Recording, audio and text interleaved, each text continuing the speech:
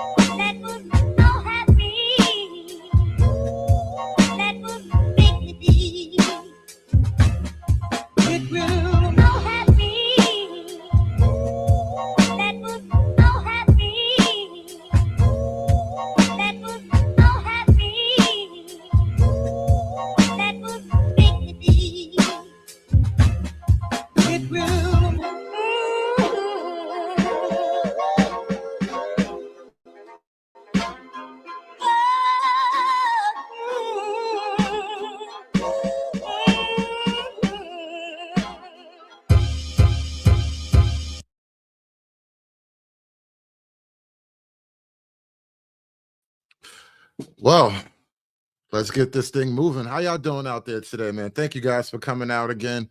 Please do hit that like button as we start these things up today. Got a little bit of I hope for you, an interesting show.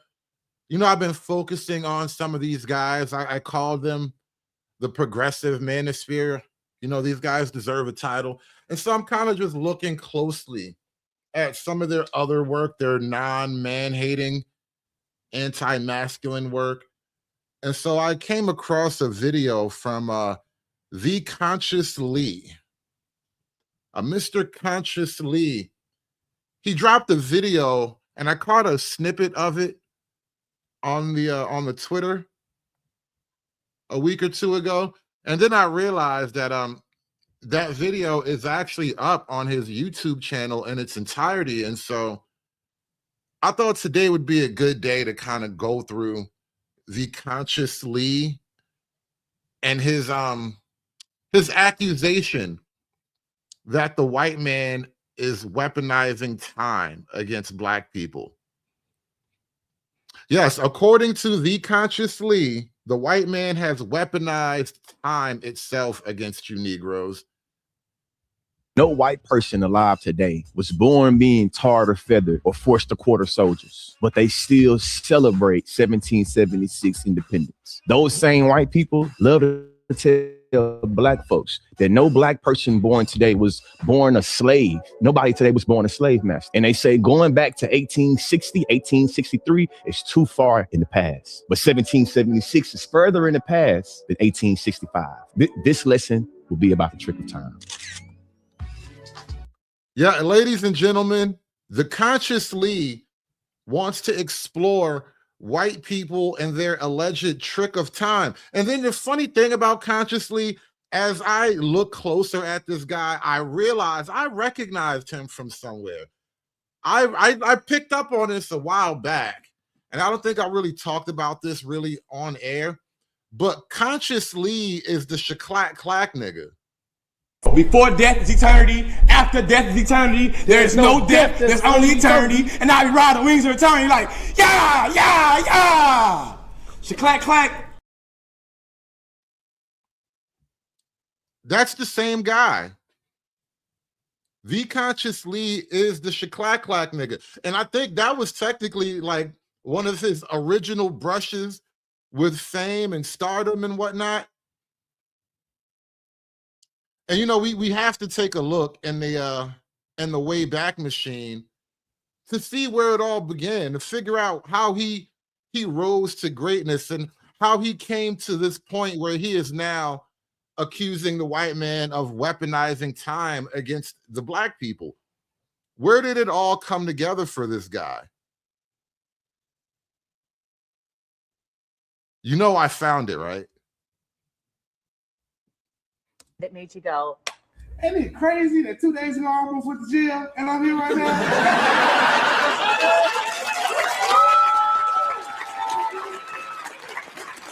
yeah, well, the argument that we hit in the final round was a pretty difficult argument. Some say the black is the berry, the sweet is the juice. Remember, you may not know this, but I know this because I make it a point to learn all these obscure facts about weird niggas. The Conscious Lee started out as a very pan-African, pro-black college championship level debater. He was a championship debater. He was a master debater in his college years. A dashiki wearing, long dreadlock having master debater. Championship nigga.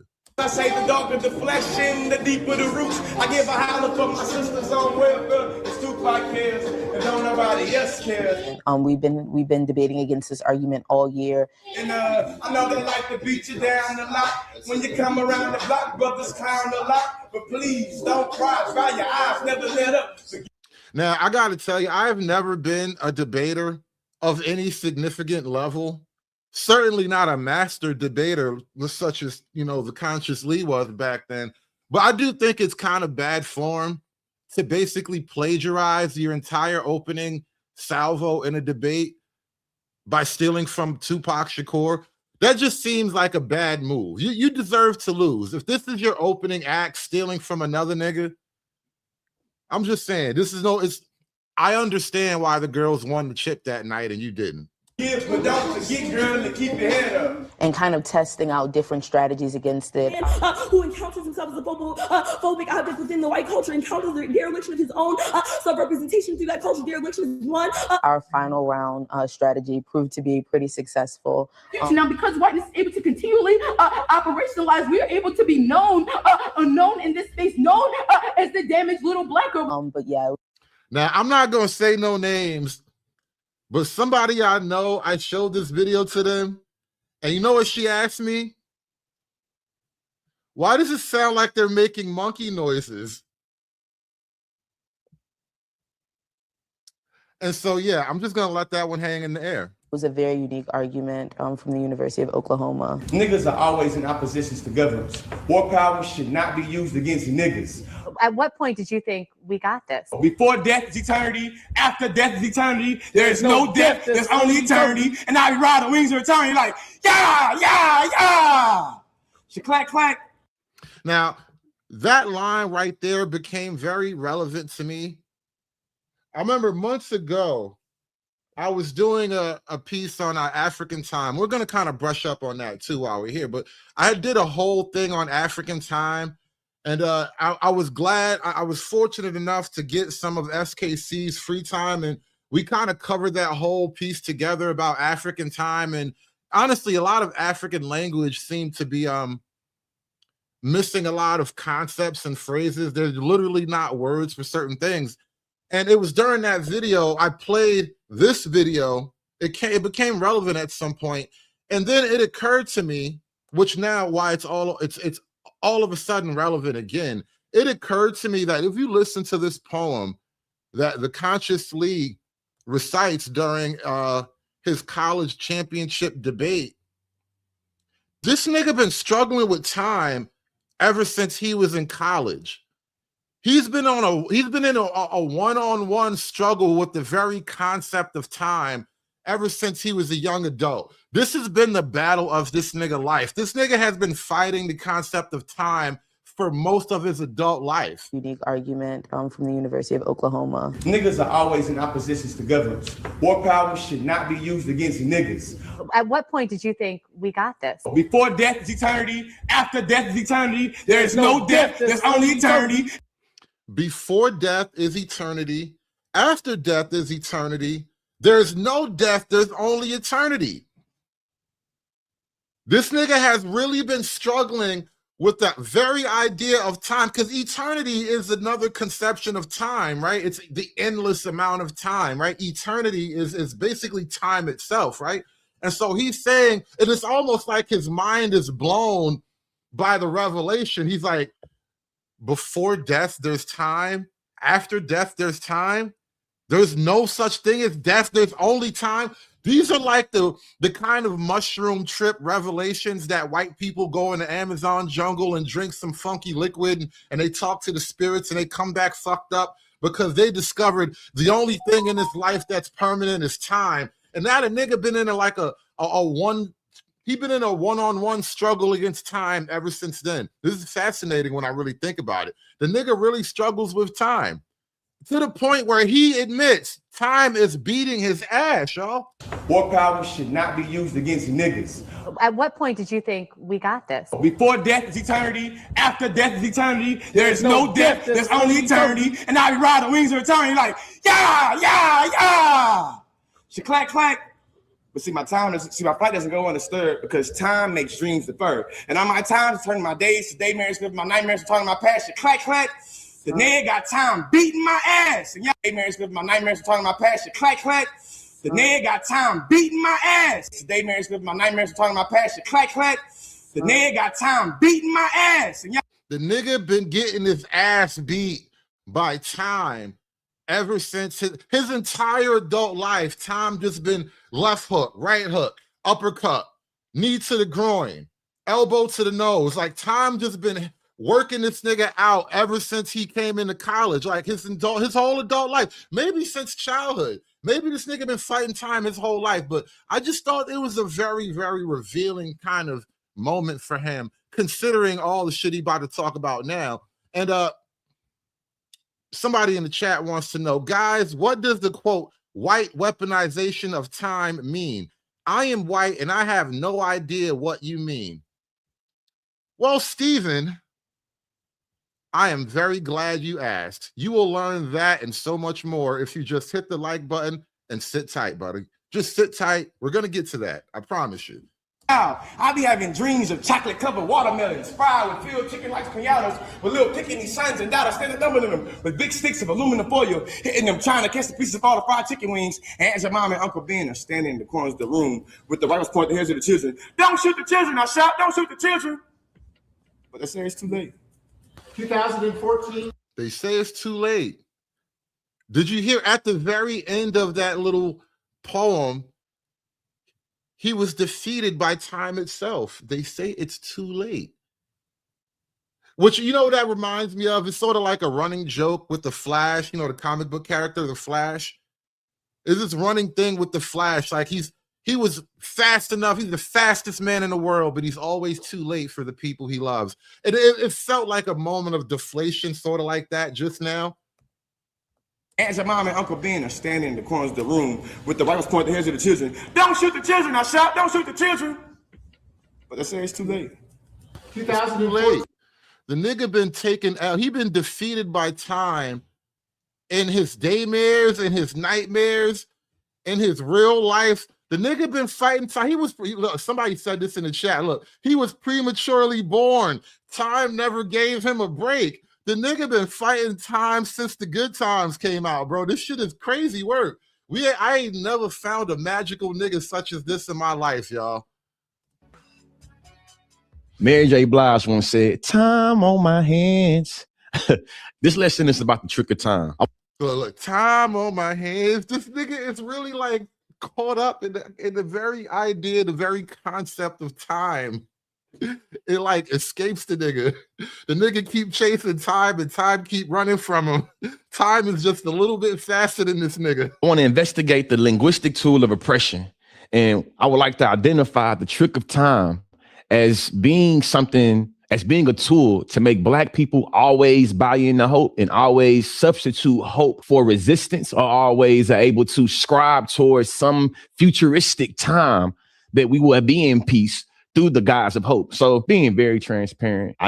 So time, according to him, the trick of time, as you say, right? The trick of time, according to him, is getting you to believe in hope.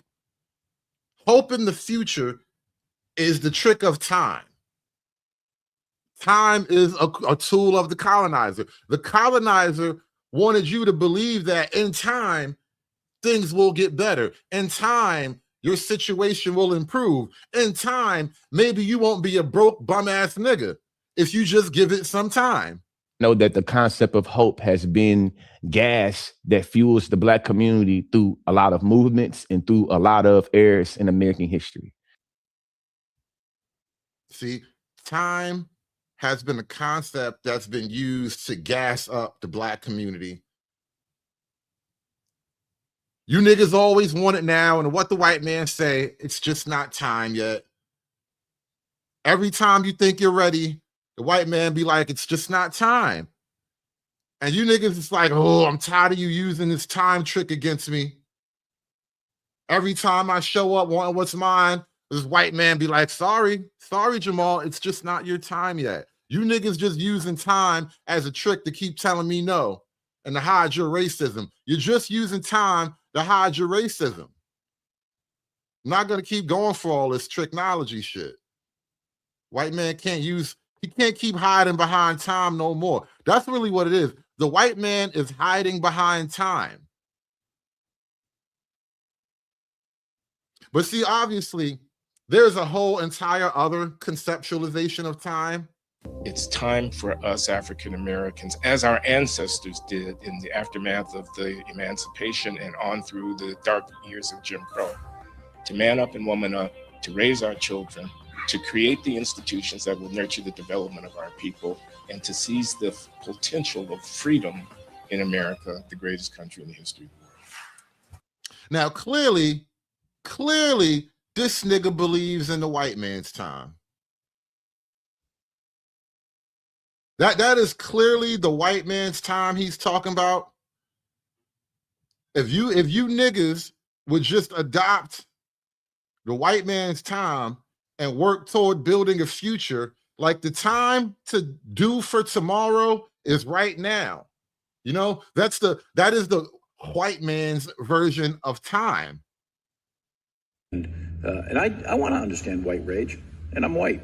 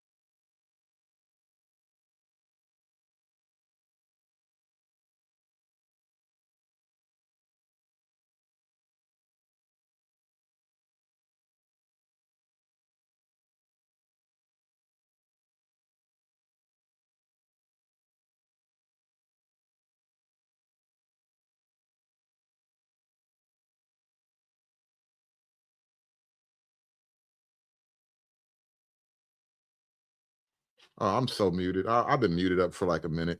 Ah, you know what's so funny? The clip, sometimes when you press a clip or whatever, it'll mute you up while you're talking, while the clip's talking, and then it's supposed to automatically unmute itself, and it won't do that sometimes. It's weird. But anyway, apologies. But we first encountered this problem of African time. Time has muted another black man. Hey, you can go to hell, all right? You can go right to hell and stay there as long as you want, all right? You take your time down there, goddammit. No, so what was I saying? No, we first encountered this concept of African time about like a year ago. This girl went on, this young African lady, she went viral on Twitter to she was explaining the philosophical reality of African time or whatever.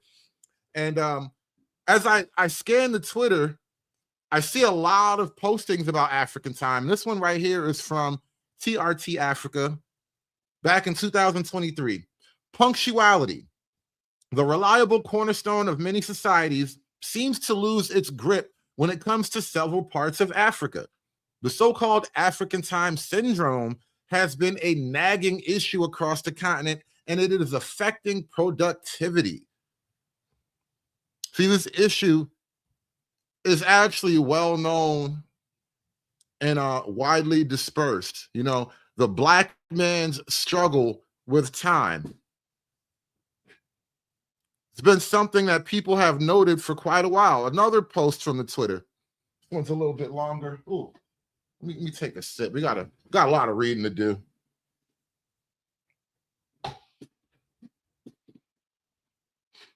The concept of time has a spiritual significance to the life of an African. Hence, it is important for Africans to time their resolutions in alignment with time periods in Africa. For example, most of the 12 months that make up the Gregorian calendar are named after Roman emperors. That is of zero significance to an African. So even by colonial standards, look at the names of the months of the Gregorian year in any native African language. You will get a bird's eye view of the concept of time in Africa. Each month has a deep spiritual timing significance, which actually then governed activities suited for that time period. Ooh, look, this is a fun word. Naya Zililabala Ukuti Nizalwa Ngubani, hence, the aliens continue to dominate.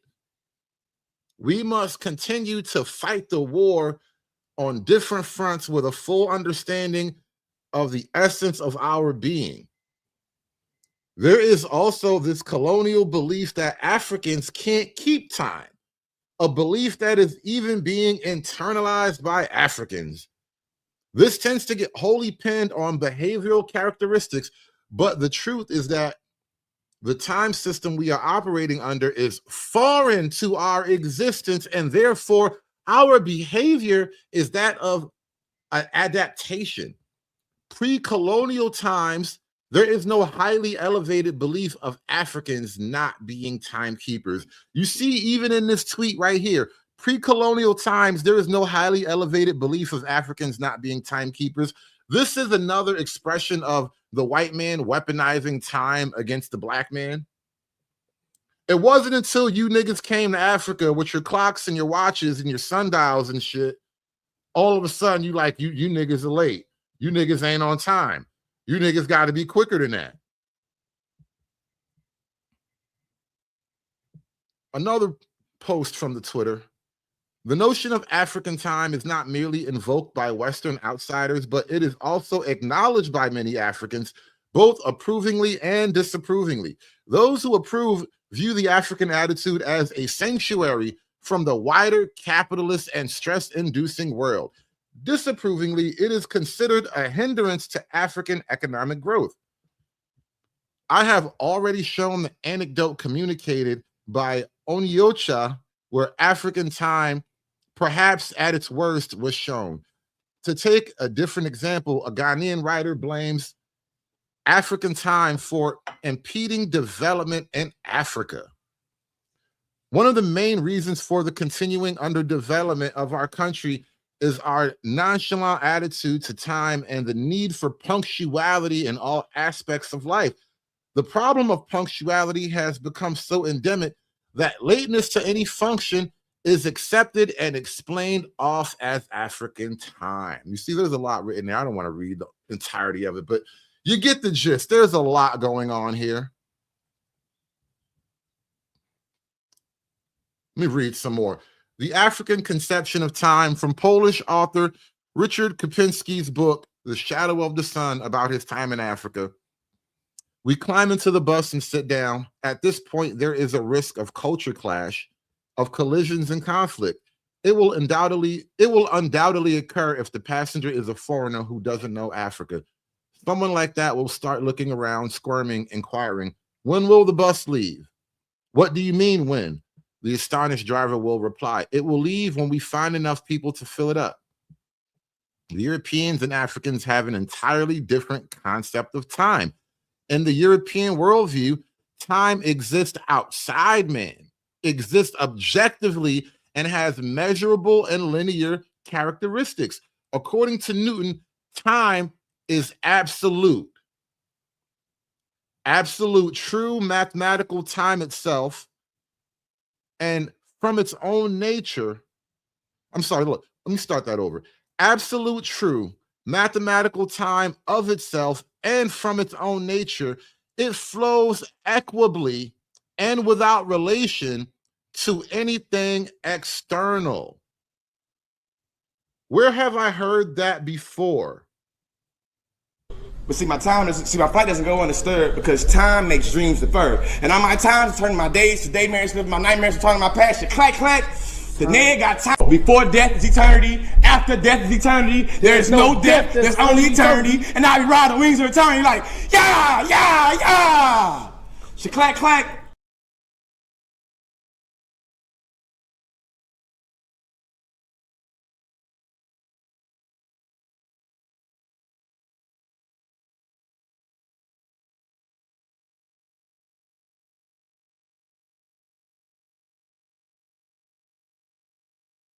On the wings of eternity, y'all. Before death is eternity. After death is eternity. There is no death. There's only eternity. And I be riding the wings of eternity like, yeah, yeah, yeah. Clack, clack.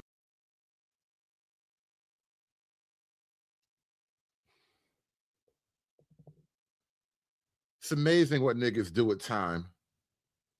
Let me continue reading a little bit more.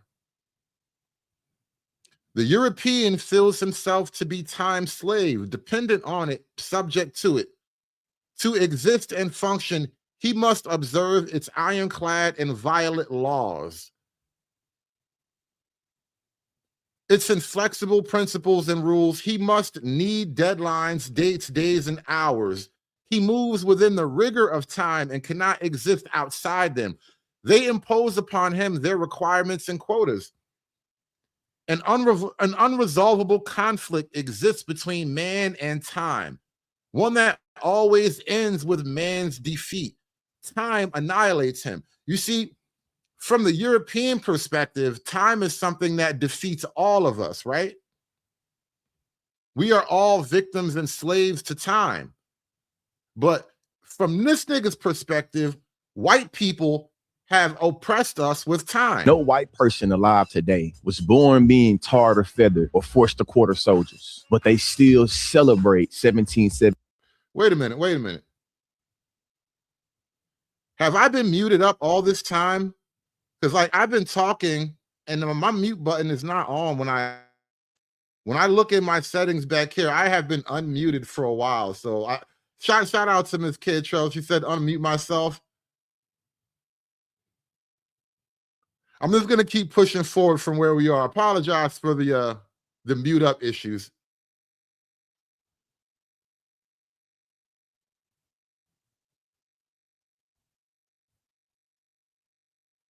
76 independence. Those same white people love to tell black folks that no black person born today was born a slave. Nobody today was born a slave master. And they say going back to 1860, 1863 is too far in the past. But 1776 is further in the past than 1865. This lesson will be about the trick of time. So again, from the white man's perspective, time defeats us all. But from this nigga's perspective, the white man is oppressing us with time. And it makes sense if you consider that, and he may not understand this about himself even, but he seems to be suffering what we all collectively know now as African time. The conscious Lee, whether he understands it or not, the conscious Lee is an unknowing victim of African time. He has not, for all of his years in college, and it's funny because this shit literally started with him in college. Time been beating his ass since he was in college. But see, my flight doesn't go undisturbed because time makes dreams deferred. And on my time to turn my days to daymares, my nightmares to turn my passion. Clack, clack. The nigga got time beating my ass.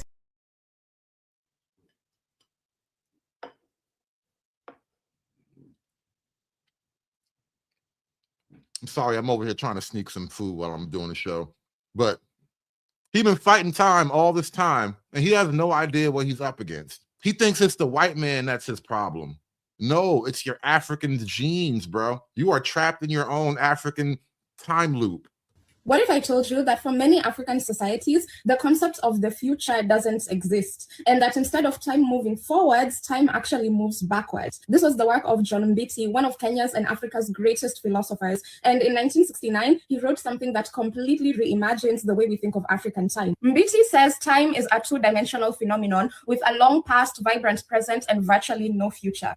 Using Swahili words, he describes the two dimensions of time. The first one being sasa, the now, the recent past, and the immediate future, which can be experienced. The second dimension is zamani. Zamani is the vast, endless past where all events eventually go on to live forever. But the future in African thought, it barely exists. Steven, are you still here, bro? Steven, are you still here? I know you had questions earlier. I know a lot of this is confusing.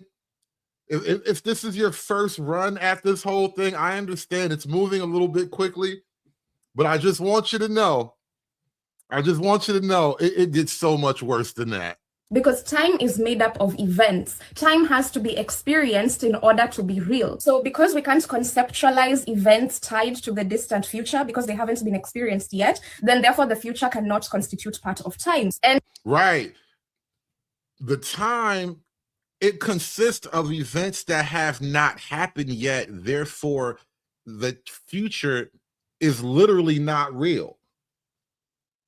If it hasn't happened, if it hasn't been constructed, if it hasn't been done, then it's literally not real. It's like a fairy tale. Time is effectively mythology. And if you think about it, right, from the European perspective, mythology is you from this moment in time looking back at what was, right? But from this African point of view, you could argue that mythology for them is looking forward into the future of what isn't. Experienced in order to be real. So because we can't conceptualize events tied to the distant future because they haven't been experienced yet, then therefore the future cannot constitute part of time. And this is why, according to Mbiti, African languages, at least the East African Bantu languages that he studied, don't have a word to describe the distant future. In African time, according to Mbiti, events create time. Seasons, ceremonies, a conversation. Events create time. Now, earlier when I was joking about the conscious Lee, and he's like, oh, the white man won't never give me my propers, and the white man be like, Jamal, it's just not your time yet. See, from conscious Lee's perspective, the white man decides when it's time. Time just doesn't happen. You make it happen. You decide now is the time to give a nigga his reparations. Don't you think it's about time you gave me my money? It's literally a line from a movie. That is literally a line from like what was it, Boys in the Hood, where Sam Jackson was like, don't you think it's about time you gave me my money? But see, my flight doesn't go undisturbed because time makes dreams deferred. And on my time to turn my days to daymares, living my nightmares, returning my passion. Clack, clack. The nigga got time beating my ass. Those moments produce time, and people produce as much time as they need. An example that Mbiti uses from the communities that he studied is that a year is measured based on 4 seasons, 2 dry seasons, 2 wet seasons. So a year is only over when those 4 seasons have taken place. So a year could take 365 days, 390 days. It doesn't matter the number of days in a year. What matters... Shout out to the audience. It was Menace to Society. I have been corrected on my Black culture. I am shamed. Is that the 4 seasons have taken place. And this is in contrast to the Western view towards time, where time is a commodity, something that can be spent, saved, wasted, or lost. And according to Mbiti, this is why if foreigners come to Africa and they see people sitting under a tree, they would remark that, okay, why are these people wasting so much time? But in African thought, that sitting under a tree, it's not wasting time. It's either waiting for time or producing time. If you've ever been in any rough neighborhood, any sketchy part of town, you know it's a sketchy part of town when adult men are just standing in front of stores. There's a bunch of grown-ups hanging out in front of the liquor store, in front of the corner store. Some kid's bike laying off to the side. That's one of their cars. If you ever noticed that phenomenon, those niggas are making time and or waiting for time to happen to them. Yes, we was time producers and shit. The store is the tree. This nigga sharp. See, you've been here before. I know your name in 8 ways. You've been here before a while. You've been here long enough to understand. You're pretty quick with it right now. But the store is the conceptual tree in this metaphor. The niggas in front of the store are the equivalent of the niggas sitting under the tree waiting for time to happen. Or eventually they will just make time from there. When come to Africa and they see people sitting under a tree, they would remark that, okay, why are these people wasting so much time? But in African thought, that sitting under a tree, it's not wasting time. You know what I just realized? You know that song? Time is on my side. Yes, it is. Time is on my side. A black person could have never conceptualized that song. Those lyrics would have escaped niggas to this day. Niggas could have never thought of that type of thing. I just realized that that's literally what we're up against right now. Niggas could have never actually sat down with 1,000 hours, with infinite time on their hands, would have never conceptualized time is on my side. That's literally what we're up against. She's explaining why the black mind could not have imagined time is on my side. Like, nope. Time is going to come and beat your ass, nigga. That's what time's going to do. Time ain't your friend. Time is not your friend. Time is not your ally. Time belongs to the white man. Before death is eternity, after death is eternity, there is no death, there's only eternity. And I be riding the wings of eternity like, yeah, yeah, yeah. Clack, clack. It's either waiting for time or producing time. For me, I think this Western idea of time as a commodity is what drives this Western obsession of progress, development, and some promised future. And this difference shapes everything from politics, economics, to how we live our daily lives. Because in African thought, the golden age isn't in the future, it's actually in the Zaman. According to Mbiti, in African thought, the golden age is not in the future, right? So, in her darkened mind, there isn't necessarily a glorious promised future that we are working toward. The only promise, the only glory is in the past, in the deep, deep, dark, ancient past before the white man. Because you remember, we was kings before y'all crackers showed up and stole our time. Wait, what? Great. Now, what's our motto? We was kings. We was kings! Not we will be kings. We was kings, all right? Will be kings is like some white man trying to get you to believe and hope for the future, right? We can never say we will be kings. It's we was kings. We were permanently, we were perpetually kings in the past. the future is only a shadow until it comes to the present, and then it flows into the Zamani. So in that way, time moves backwards. We are not the ones who move forward into time. So of course, Mbiti wrote this. Time moves backwards. We don't move forward through time. Time moves backwards. It's almost like you imagine yourself standing in the middle of a river and you're literally like bolted down to the river, to the floor bed of the river. And the river itself is just gushing past you. Imagine it's like a great, powerful river. Like you're in a Colorado river or something like that. You're in certain parts of the Mississippi where it's just million metric tons of water just gushing past you.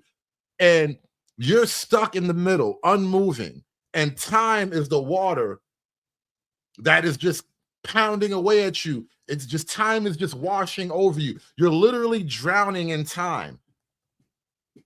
It's actually in the Zaman. According to Mbiti, the future is only a shadow until it comes to the present, and then it flows into the Zamani. So in that way, time moves backwards. We are not the ones who move forward into time. So of course, Mbiti wrote this from a theological point of view because he was trying to explain the nature of African religion. But my main takeaway from the parts of the book that I've read is that unlike Western cultures and religions with end of the world myths, African time has no end. Seasons, years, birth, marriage, death, it's all a cycle. Asante. African time has no end. It just goes round and round and round. Before death is eternity, after death is eternity, there is no death, there's only eternity. And I be riding the wings of eternity like, yeah, yeah, yeah. Clack, clack. No white person alive today was born being tarred or feathered or forced to quarter soldiers, but they still celebrate 1776 independence. Those same white people love to tell black folks that no black person born today was born a slave. Nobody today was born a slave master. And they say going back to 1860, 1863 is too far in the past. But 1776 is further in the past than 1865. This lesson will be about the trick of time. Let's hit that like button, guys. We are going to get a lesson on the trick of time. Steven, this is your moment. I hope you've been taking notes. Do me a favor, like, share, and subscribe, and throw $1 in the hat while you're at it. Give me the money. Give me the money for all that I would do. Give me the money. Although I am a Negro struggling with the concept of time, I'd still like to be paid for my time. Mary J. Blige once said, time on my hands. This lesson is about the trick of time. I want to investigate the linguistic tool of oppression, and I would like to identify the trick of time as being something, as being a tool to make Black people always buy into hope and always substitute hope for resistance, or always are able to scribe towards some futuristic time that we will be in peace through the guise of hope. So being very transparent, I know that the concept of hope has been gas that fuels the Black community through a lot of movements and through a lot of eras in American history. Camille Acey in 2000 said that hope relies on time. However, the trick of time, while you're waiting for your hope, the current social order is reproducing itself. Hope relies on time. Because you can't just get it right now. You know, it's like that. Remember that J.G. Wentworth commercial? It was like every year for 10 years. It's my money and I want it now. Niggas ain't got time to be waiting around for your hope to come true. I want it now. Think about how Barack Obama was able to use change and hope, and that it was always futuristic and something that we were striving for, and something that we didn't have at the time. And it was always almost placed ahead of us, almost like a carrier with the horse, to say that if we work hard, we can always move forward for this change, but we always recognize the change that we're trying to get to, it won't happen. You know, the idea of planting a tree that your children can rest under after you're gone is essentially escaping him. There is no future. There's only the ever-present now. And maybe the time that has already passed, but the future is not real. Before I get any more philosophical with y'all, this video from James Baldwin. He think he getting philosophical. This nigga think he getting philosophical. If you think I'm here to play around with y'all, goddamn I'm not. All right.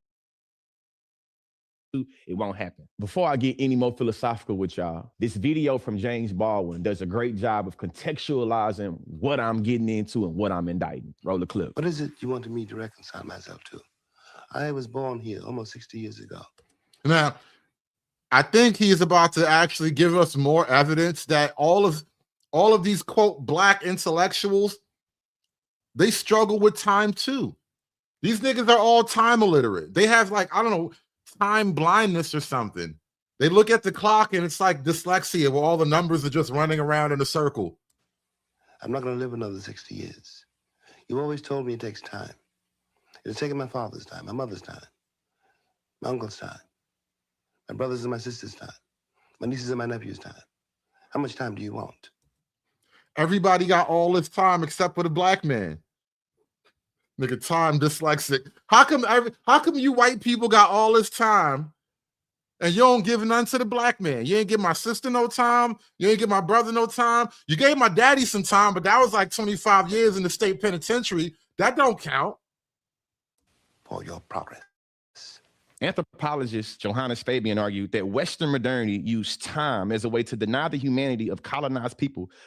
Western modernity uses time to deny the humanity of colonized people. I'm not just pulling this shit out of my ass because I'm a funny guy with a microphone. The nigga literally standing on the idea that white people are weaponizing time. It's like time is like it's like Mjolnir or something. It's Thor's hammer. And the white guys just smacking you niggas upside the head with Thor's hammer every day. Like, these niggas really believe that the white man has weaponized time against you. Like, of all the things that white people doing, you really think they got time to be fucking around with time just to slow your ass down? Like, that's a lot. Can a nigga live? Can a nigga live, please? How much time do you want for your progress? Anthropologist Johannes Fabian argued that Western modernity used time as a way to deny the humanity of colonized people, positioning them as primitive or native, justifying their domination. When we talk about time, it's usually through a neutral and objective lens that make it where anybody can conform to, or everybody has a fair transaction to how time is operating or how time is structured. Is time structured in a different way for different people? Do, like, some people have like the alpha version of time and then others get like the beta version? And how is time structured? Do you not believe in like seconds, minutes, and hours? Do you not believe in days, weeks, months, and years? What does he mean when he talks about the structure of time? And shout out to Chocolate Bunny with the 333 for the Panna. Now that you put some money in the pot, I gotta find time for a panel. Blame Chocolate, y'all. She is trying to make me find time for a panel because she knows I need that money. I need that money. Calvin Warren and this anthropologist Fabian is calling into question how Western society has been able to deem indigenous societies, African societies as being primitive with their linear idea of time. I know that. Yes. People who think that time goes off into the future and you can plot things into the future and you can live today for a better future, they tend to do better. They tend to be more creative, more technologically advanced than people who believe that time is an ever-present circle of the now. From my more Afrocentric Pan-African days, I was always taught about the distinctions between cyclical thinking and linear thinking. And again, when he says his more Afrocentric Pan-African days, we know literally the time he was talking about. This is when time was first beating his ass. But see, my flight doesn't go undisturbed because time makes dreams deferred. And on my time, turning my days to nightmares, my nightmares to turning my past to clack. The nigga got time beating my ass. How Europeans always puts us on a linear time that says that in order for us to get to 7, we have to go through 4 and 5 and 3 and 2 and 1. And this nigga don't know the way to 7. Cyclical thinking and linear thinking, and how Europeans always puts us on a linear time that says that in order for us to get to 7, we have to go through 4 and 5 and 3 and 2 and 1. Not only did you move linearly, you moved linearly away from the number 7.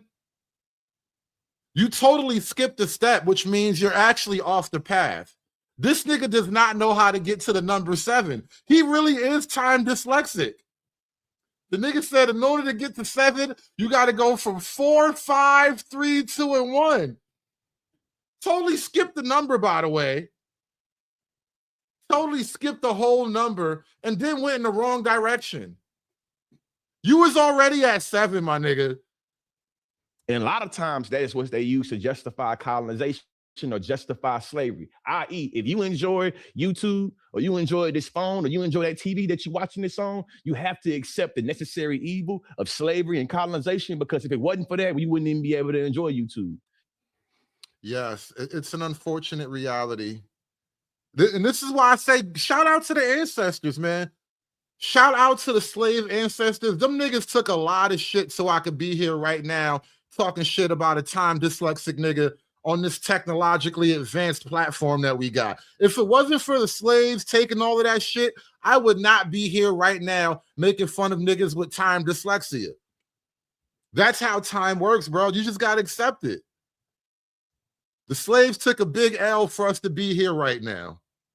Or you enjoy this phone or you enjoy that TV that you're watching this on, you have to accept the necessary evil of slavery and colonization, because if it wasn't for that, we wouldn't even be able to enjoy YouTube. You wouldn't even be able to enjoy podcasts. And this is how the trick of time works. Think about it like this. When Martin Luther King was asking and demanding for fairness and demanding for equality and saying we need civil rights, there was white folks that told him he was asking for too much too quickly. Now we were told, I was told from 2019, from 2022, especially by white conservative. Now, notice he went from Martin Luther King's era, which arguably civil rights issues were more relevant back then, to now, where Black civil rights issues are the least relevant issue on the docket. MAGA on TikTok, and especially on TikTok and Twitter, that I was being stuck in the past and that I was making myself a victim. And anytime I want to talk about oppression, I had to use these tropes of the past from the 1950s and 60s. Which you literally just did by standing on Martin Luther King and then immediately jumping into today.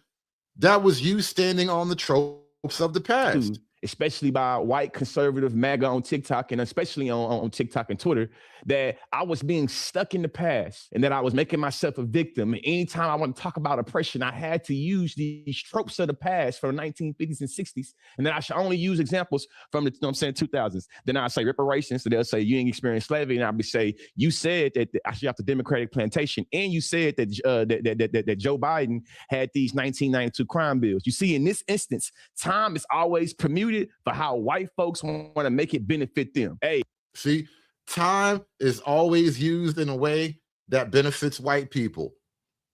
What if it's really just a deep skill issue? Like anybody can use time, but you niggas just haven't figured out. You know, it's like the sword and the stone. Anybody can go up there and try to pull the sword out the stone, but only the white man has accurately pulled time out of ether. And you niggas are trying to pull time out of the ether and you just can't do it. When we start talking about slavery, we bad. We're going too crazy with it. But when they want to talk about slavery, you have the Democratic plantation, it's seen as being a nice little cool euphemistic thing they can say. They always are able to chastise and yeah, because you be talking about actual slavery like it's really real, and they're telling you to stop having a slave mind when you're not an actual slave. Mute time in a way that make niggas always up under it. It reminds me of this little poem I did, you know what I mean, when I was in college. It's been a while. Shout out to Saul Williams. It started off and said, if I can find the spot where truth echoes, I will stand there and whisper memories of my children's future. I will let their future dwell on my past so I might live a brighter now. Now is the essence of my domain, and it contains all that was and will be. I am as I was and will because I am and always will be that nigga. I am that nigga. This is college poetry.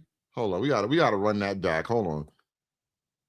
College poetry, y'all. Saul Williams. It started off and said, if I can find the spot where truth echoes, I will stand there and whisper memories of my children's future. I will let their future whisper memories of my children's future. These niggas write poems about not understanding how time works. Hold on. Do you understand why I'm struggling? It's been a while. Shout out to Saul Williams. It started off and said, if I can find the spot where truth echoes, I will stand there and whisper memories of my children's future. I will let their future dwell on my past so I might live a brighter now. Now is the essence of my domain, and it contains all that was and will be. I am as I was. Now is the essence of my domain, and it contains all that I was and will be. I am all that I will be right now. It started off and said, if I can find the spot where truth echoes, I will stand there and whisper memories of my children's future. I will let their future dwell on my past so I might live a brighter now. Now is the essence of my domain, and it contains all that was and will be. I am as I was and will because I am and always will be that nigga. I am that nigga. I am that nigga. I am that timeless nigga that spins on pendulums like vines through. Did he just say the timeless nigga? Was that a reference to the immortal Pookie? He said, I am that nigga, that timeless nigga. This is an immortal Pookie poem. Live a brighter now. Now is the essence of my domain, and it contains all that was and will be. I am as I was and will because I am and always will be that nigga. I am that nigga. I am that nigga. I am that timeless nigga that spins on pendulums like vines through minds of booby-trapped minds that are enslaved by time. I am the life that supersedes lifetime. I am. It was me with the serpentine hair and a timeless stare that turned mortal fear into stone time capsules that still exist as the Walking Dead as I do. The original symbol of life, the matriarchal seven-head Medusa, I am. I am that nigga. I am that nigga. I am that nigga. I am a Negro, yes, Negro from Necro meaning death. I overcame it, so they named it after me. And I be spitting that death from behind, putting kick me signs on his back because I'm not the son of Shaklack Clack. I am before that.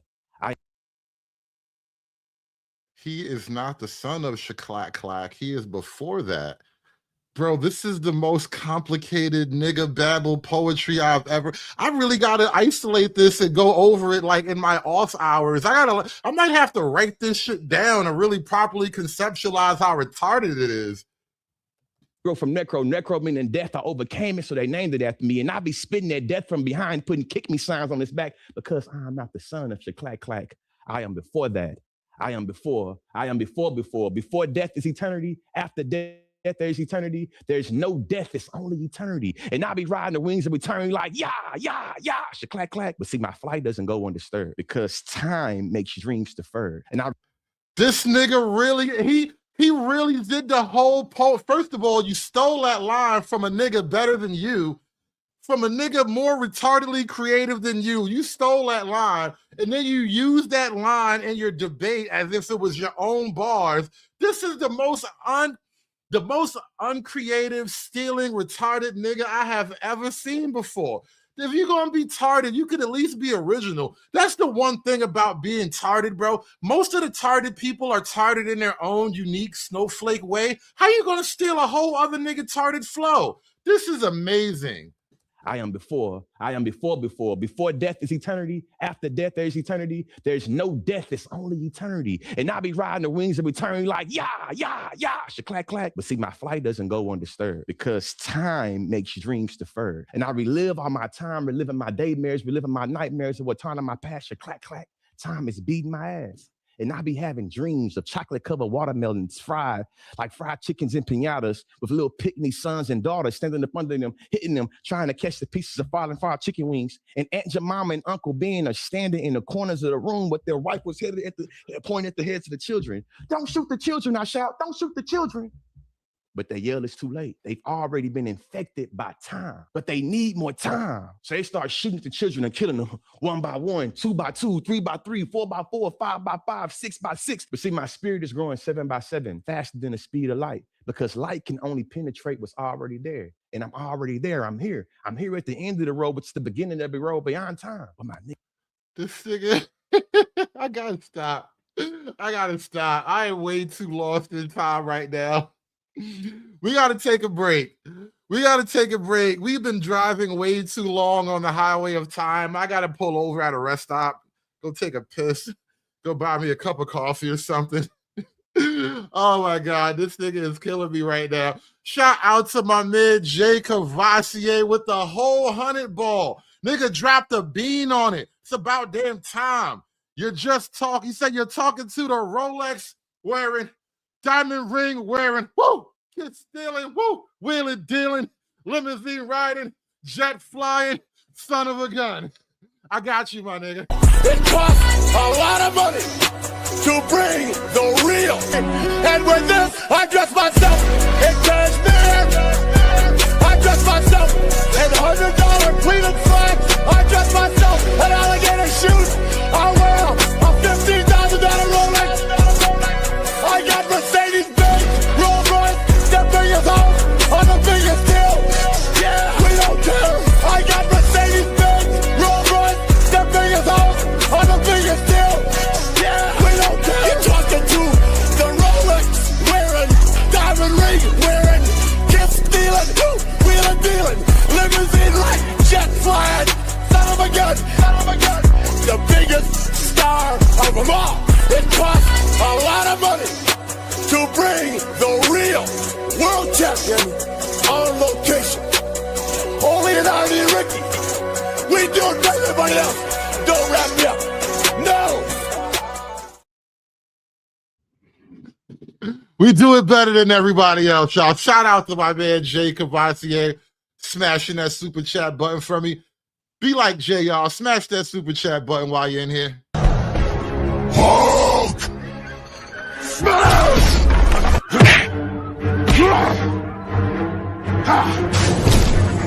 Smash you!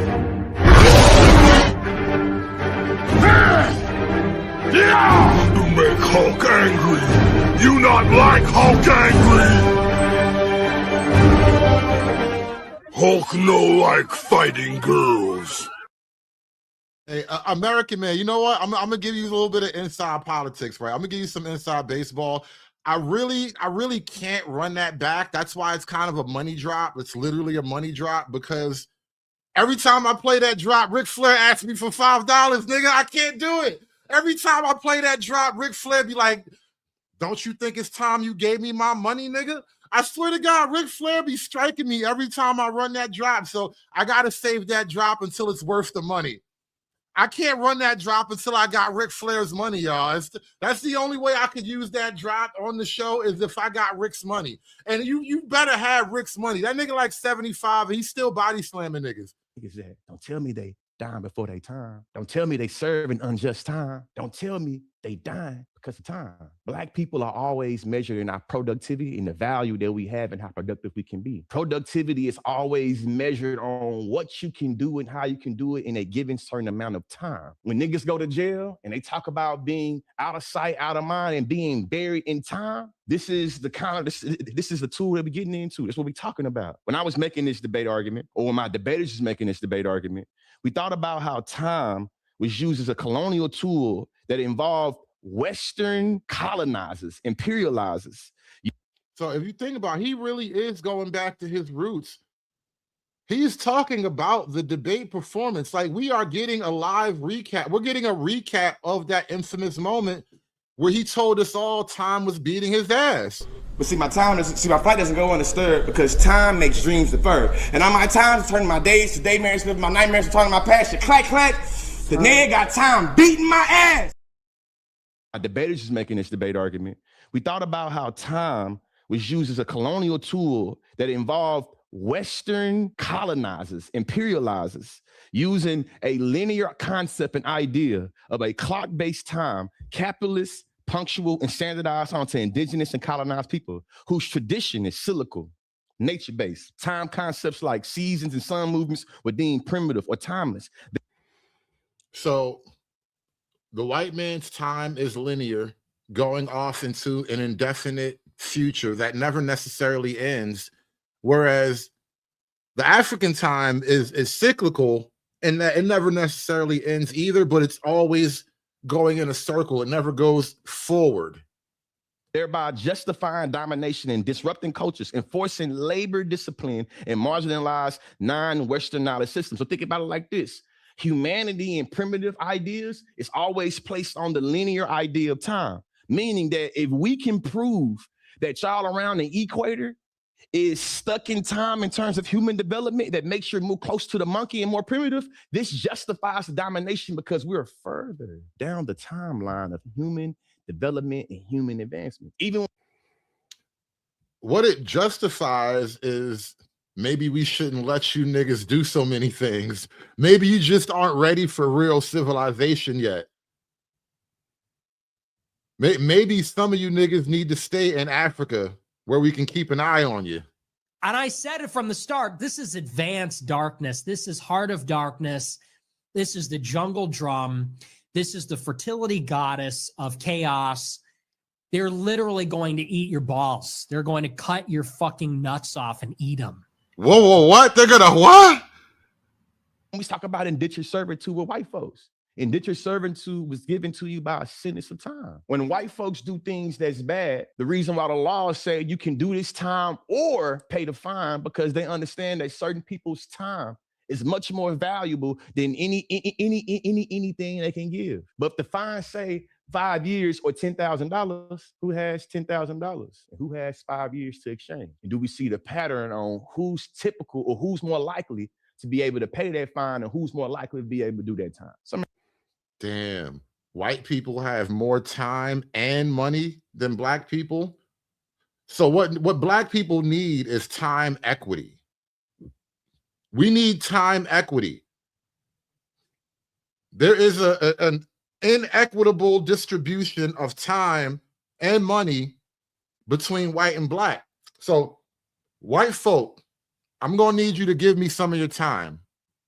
Think about something to marinate on. The trick of time is a linguistic phrase that uses the power of language to mask the causes of suffering in the current world by enabling the perspective that we all have to do more to move forward, and we can erase the nightmare of our past. Unfortunately, the trick of time is constantly used to perpetuate historical oppression and violence in both political and material reality for black people. Calvin Warren in 2015 said, "This trick of time offers a promise of possibility that can only be realized in the indefinite future, and the promise is a bond of uncertainty that can never be redeemed and only imagined." That's the reason why James Baldwin says, how much time do you need? You told me it took my father's all his time. You told my father's father it took all his time. You told me I have to wait much more time. He said, I don't have much more time left. James. You know, it's so funny. You keep waiting for the white man to say it's time, but you niggas never make your own time. Like, how you gonna accuse the white man of not giving you time when you niggas refuse to make your own time? Baldwin been gone for decades, and we still hearing the same shit. In order for us to move forward, we have to understand that the reality that we want would not be experienced in our time, but we gotta hope that our future, that our descendants, our kids, our grandkids can have a better future in time, and that's ahead. And this is what I mean by the carrot and the horse. This is what I mean by every time we start thinking about Western domination and how Western domination is able to strip humanity and land and resources from people, they always use the trick of time, where they put progression on this linear idea that says, hey, even if I'm fucking over all the people in South America, I can say that through my domination, exploitation of them, they've been able to get much more technology. And therefore, if you care about the advancement of technology, you have to understand it was a necessary evil for me to exploit the people of South America. You know, it's so funny. Him sitting with a really nice, modern, his laptop is probably newer and more powerful than the computer I'm on right now. And he's complaining about the linear progress of time and all the sacrifices that it takes for him to have that nice laptop. Ungrateful, time dyslexic ass nigga. This is the international way of how the trick of time works. I'm only speaking to y'all in English because there was a time, and a time still that happens now, that Europeans, particularly the English, was able to impose not only. Look, he's mad at the time where the English had to make him learn how to speak English. This nigga is perpetually fighting time. Only speaking to y'all in English because there was a time, and a time still that happens now, that Europeans, particularly the English, was able to impose not only their colonial ideas of time, but their values, their culture, their customs, and their language. That's the reason why I can't even tell you what the language was of the tribe that my ancestors was taken from. Time says that we can always sit with how white people come from a different tribe. Hey, I'm Spanish, I'm British, I'm German. And that's understandable, that's cool. But when we want to go back and talk about how we don't have those same cultural ties because of violence, we're told. You don't have those same cultural ties because most of Africa didn't write things down. So the entire story of Africa from the African perspective is just, trust me, bro. Oh, that you're being stuck in the past, and that's not a time for you. What I have prepared right here, because, you know, in terms of research of a me search, preparation is always key. And I think that I haven't been using my portable skills that I learned as a debater, that in order for me to go to intellectually whoop some ass, I have to do a certain amount of preparation before the debate happens. When have you ever seen this dude in anything like a debate setting outside of his shaclack clack glory days? Before death is eternity, after death is eternity, there is no death, there's only eternity, and I be riding the wings of eternity like, yeah, yeah, yeah, shaclack clack. That was the height of your debating experience. That was when you were at your peak master debater level. I've never heard of you doing anything beyond that. Amount of research, a certain amount of framing that gives it where the judge and the audience is able to understand the analysis and why did analysis matter in terms of what is the inherency of the world that's going on. That's why I'm giving y'all this historical analysis of time. Then it's like, what have the harms of this historical analysis been able to do? That's why I'm thinking about how niggas have been serving unjust time, niggas been dying because of time, niggas been stuck in time, and all the various ways that time has been used as a tool to obliterate our reality or our humanity, or how we start to get to. Time has been used as a tool to obliterate our reality. Think about think about the butthurt in that statement right there. Time has been used as a tool to obliterate our reality. You know what that reminds me of? The last couple of scenes of Apocalypto, where the conquistadors are pulling up in their big ass boat, and you know that was basically the end of that entire Aztec civilization. The white man brought time to the shores of South America. He said, you know what? It's time for the human sacrifices to stop. It's time for you primitive niggas to stop sacrificing yourself to the sun god. The sun god doesn't care about your bloody liver on a rock.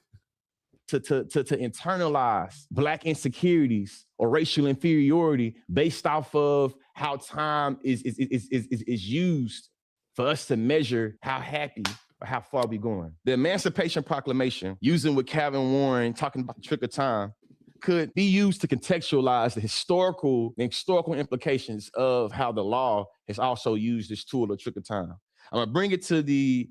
I'm gonna highlight the end of this proclamation that President gave when it comes to the Emancipation Proclamation to the end right here. It said that on the 1st of January, the year of our Lord, 1863, all persons held as slaves within any state or designated state of a state, the people wherefore shall, in a rebellion against the United States, shall then be thenceforth forever free. And the executive government of the United States, include the military and naval authority, therefore, will recognize and maintain the freedoms of such persons and would do.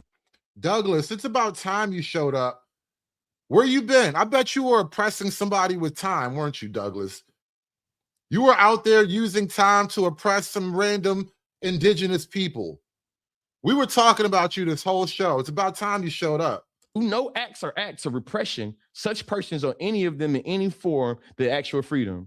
Warren reminds us that it did not work. The logic of the political linear temporality, the biopolitical futurity, the perfection, the betterment, the redress, sometimes Black suffering, progress, and perfection are worked through the pained Black body, and any recourse to the political and discourse of hope will ultimately reproduce the very metaphysical structures of violence that pulverize the Black being. In Calvin Warren's work, he talks about how this essay considers Black nihilism resists the emancipatory rhetoric that assumes it is possible to purge the political of anti-Black violence and advances political apostasy as the ethical response to Black suffering.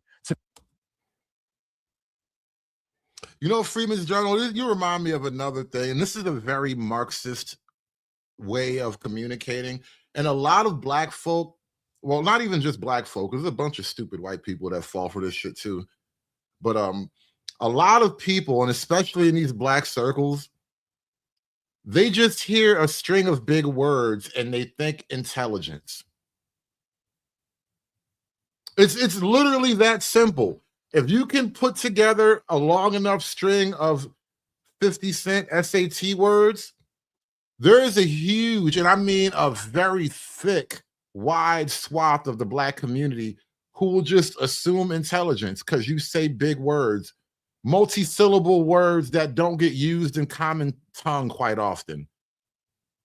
Black body, and any recourse to the political and discourse of hope will ultimately reproduce the very metaphysical structures of violence that pulverize the Black being. In Calvin Warren's work, he talks about how this essay considers Black nihilism resists the emancipatory rhetoric that assumes it is possible to purge the political of anti-Black violence and advances political apostasy as the ethical response to Black suffering. To me, what this means is that when we start having these conversations about reform, about Zionism, about voting, about how the political system can help Black people reach the freedom, well, Calvin Warren, I believe, is arguing that Black nihilism is a necessary, is a necessary position to take.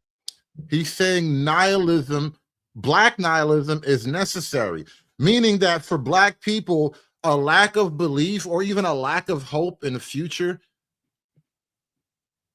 is necessary. Interesting. Help Black people reach the freedom. Well, Calvin Warren, I believe, is arguing that Black nihilism is a necessary, is a necessary position to take on when it comes to unraveling the political and devastating logic of political hope. When Barack Obama is talking about change, that change is wrapped in the framework of hope that's put in the future that we should always be striving for. That through hope, we're able to get change, and that we're able to always think about it as being in front of us, not something that we can grasp right ahead of us, but incentivizes us to have hope, and that eventually, we will get to the future that has to change that we want, that we've been promised. And what we know in terms of the trick of time is that if white people think that black people at any time are receiving something they should have, they're willing to turn over the whole house, flip the whole table, burn everything down, just so black folks can't have it, just so black folks can't get it. Think about DEI. DEI benefited a whole bunch of different demographics, not just white women, but veterans and, Asian people, a lot more than it benefited black folks. But the idea that niggas was getting something in any way was getting more than what white folks think they should have, it got turned around, it got flipped over. And it's a great point you bring up too. Shout out to Clay Bisbee with the foul ball. He says he's the result of taking all the Black African study classes since middle school. Now he's the platinum medal winner of the Oppression Olympics. And that's a big fact. This is another one of the things I realized, especially just having discourse over the years with people who've kind of come from that whole process. Black studies, the purpose of Black studies is to produce this type of impractical nigga. These are impractical niggas. They believe in things that you can't do anything with. They are men themselves that you really can't do anything with. They are in the essence, the embodiment of an impractical organism. There is literally nothing natural about you. You don't fit into any part of the ecosystem. But shout out to my man Clay Bisbee with the foul ball. And you know what? I am gonna open up the panel. I'm gonna probably drop the link to the panel in another 10, 15 minutes or so, because this is a long review here. We haven't even gotten halfway through his video. I keep stopping because everything he says is comment worthy. But I'm gonna open up the floor and get some more live commentary from you guys as well. But shout out to Clay Bisbee with the foul ball. Hit that like button, guys. Hit that like button, guys, and support the panel. I need that money. this was the same diversity, equity, inclusion that was used to tell us that we stuck in time. America's much more diverse now. It's a melting pot. We don't live in segregation anymore. We gave you niggas integration. Y'all should be grateful. Look at the diversity. And as soon as we started taking up diversity as a tool to climb that ladder, they said diversity is bad. Now what they're doing is ushering in white supremacy. Number one, specifically ushering in white Christian nationalism. That's the reason why J.D. Vance can hop on the stage and say, white people, you don't have to be. You know, at some point, it's like 70-30 odds he's going to say something about the red pill or the manosphere during this clip. We're 15 minutes into a 35-minute clip, and I think the manosphere or the red pill or something like that is definitely on the tip of his tongue. He's just building up to that point. Ashamed of being white anymore. You don't have to feel bad about being white anymore. In what time has white people not been able to dominate politically, socially, economically in America? At what time was the judicial, legislative, or executive branch not predominantly white? At what time has white history not have been a part of the core curriculum? At what time has white people had to, protest and rally to get justice because a person was white? What time? I can't think of the times that black people will call unique victims, even so far as say that we were creating situations for us to be victimized in. Let's play this video first. You mean like the, what was her name? Rosa Parks creating a situation to be a victim in? Like the Rosa Parks event. Do you guys not know that Rosa Parks was a completely staged event? It was from start to finish. There was nothing, absolutely nothing organic and natural about the Rosa Parks get on the back of the bus storyline.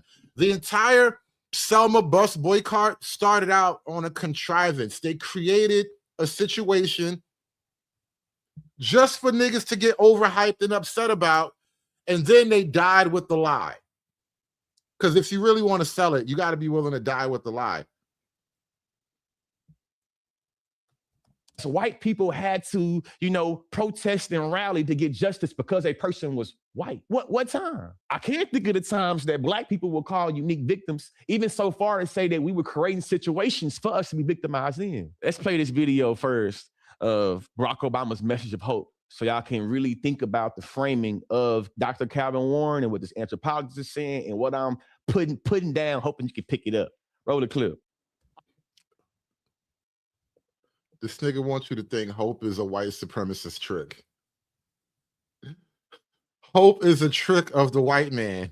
The white man wants you niggas to have hope. Right? Being a real nigga means being hopeless. Real niggas don't believe in the future. Fuck, you trying to improve yourself? Trying to better yourself, bitch ass nigga? Real niggas don't believe in the future. Real niggas, they ain't got no hope. I stand before you again tonight, after almost 2 terms as your president, to tell you I am more optimistic about the future of America than ever before. The America I know is full of courage and optimism and ingenuity. The America I know is decent and generous. Black, white, Latino, Asian, Native American, young, old, gay, straight, men, women. To be clear, I want to be clear in this. I am culturally proud of what Barack Obama was able to do. In the words of Michael Eric Dyson, my cultural pride will never be substituted for political accountability. My grandfather always said, Lil George, the pathway to hell is paved with good intentions. With that being said, I don't think Barack Obama had cruel intentions when he was deploying this politics of hope with this idea of time and change being ahead. I don't think Barack Obama had bad intentions when it comes to how he deployed his politic. I think that he was trying to live up to the standard of that time. But he was selling you hope like niggas sell dope. Hope is bad. Kids, don't do hope.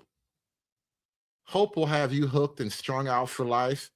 Next thing you know, you'll be homeless, living in a dumpster, giving out BJs just for a little bit of hope.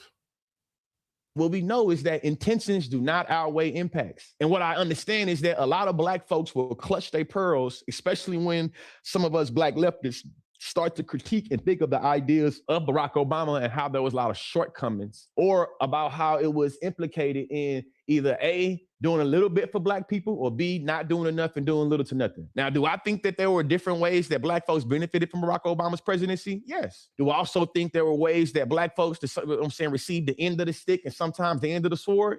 Yes. Will I blame that in some instances on Barack Obama? Not really.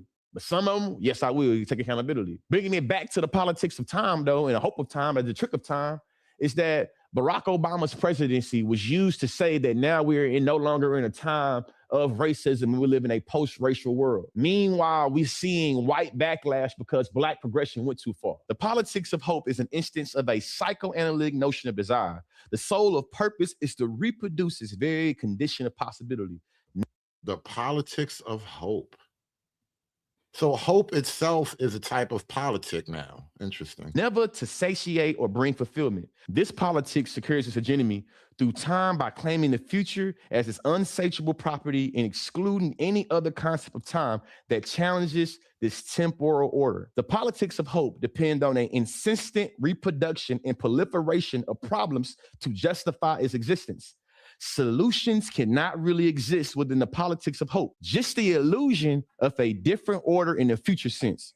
The trick of time is a political solution to converge on the site of action. To me, what this means is that the politics of hope is always giving us the smokescreen or the guise of being able to be a solution, when in actuality, it's just thinking about a different order that always happens in the future, making it where we should just think about the hell that we living in and always have the hope to think we're going to be able to get past it and get through it.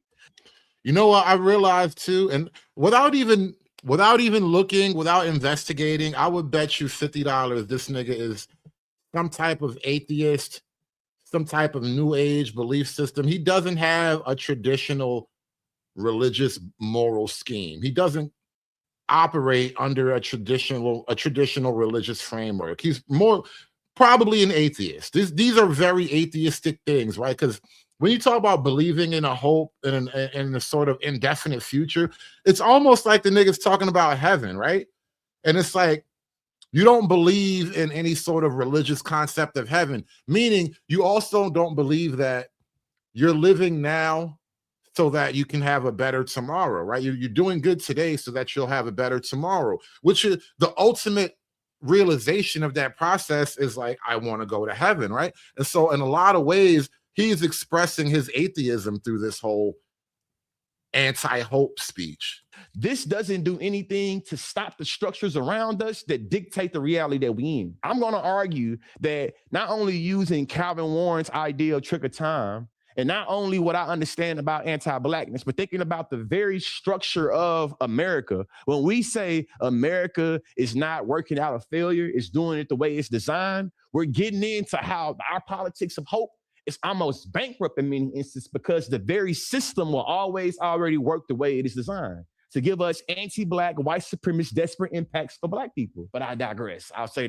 Did he say desperate or disparate? Because those are completely different words with completely different meanings. To give us anti-black, white supremacist, desperate impacts for black people. But I digress. I'll say. He digresses, though. He doesn't know what desperate or disparate means, but he does digress. Shout out to Miss Cantrell with the 199. Play the Nick clip listening to a B for this guy. Do I even still have that one? Yes, I do.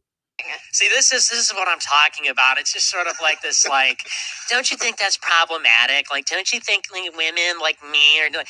It's like, you know, listen, we don't have time for political correctness. We don't have time It's not about to being politically correct. And they make it personal too. They're not saying you've got to shit. So many women you don't realize who really, really wants the best for men. Again, you might alienate a lot of people who would otherwise. And I simply don't understand this. Oh, you know, let's sort of push women to maybe just the corner in something. Is that not problematic? I do know many of your views on women, which I find abhorrent. I'm going to be honest. I have to question what kind of a person who's had no experience with women is in a position to you know, basically promote these ideas.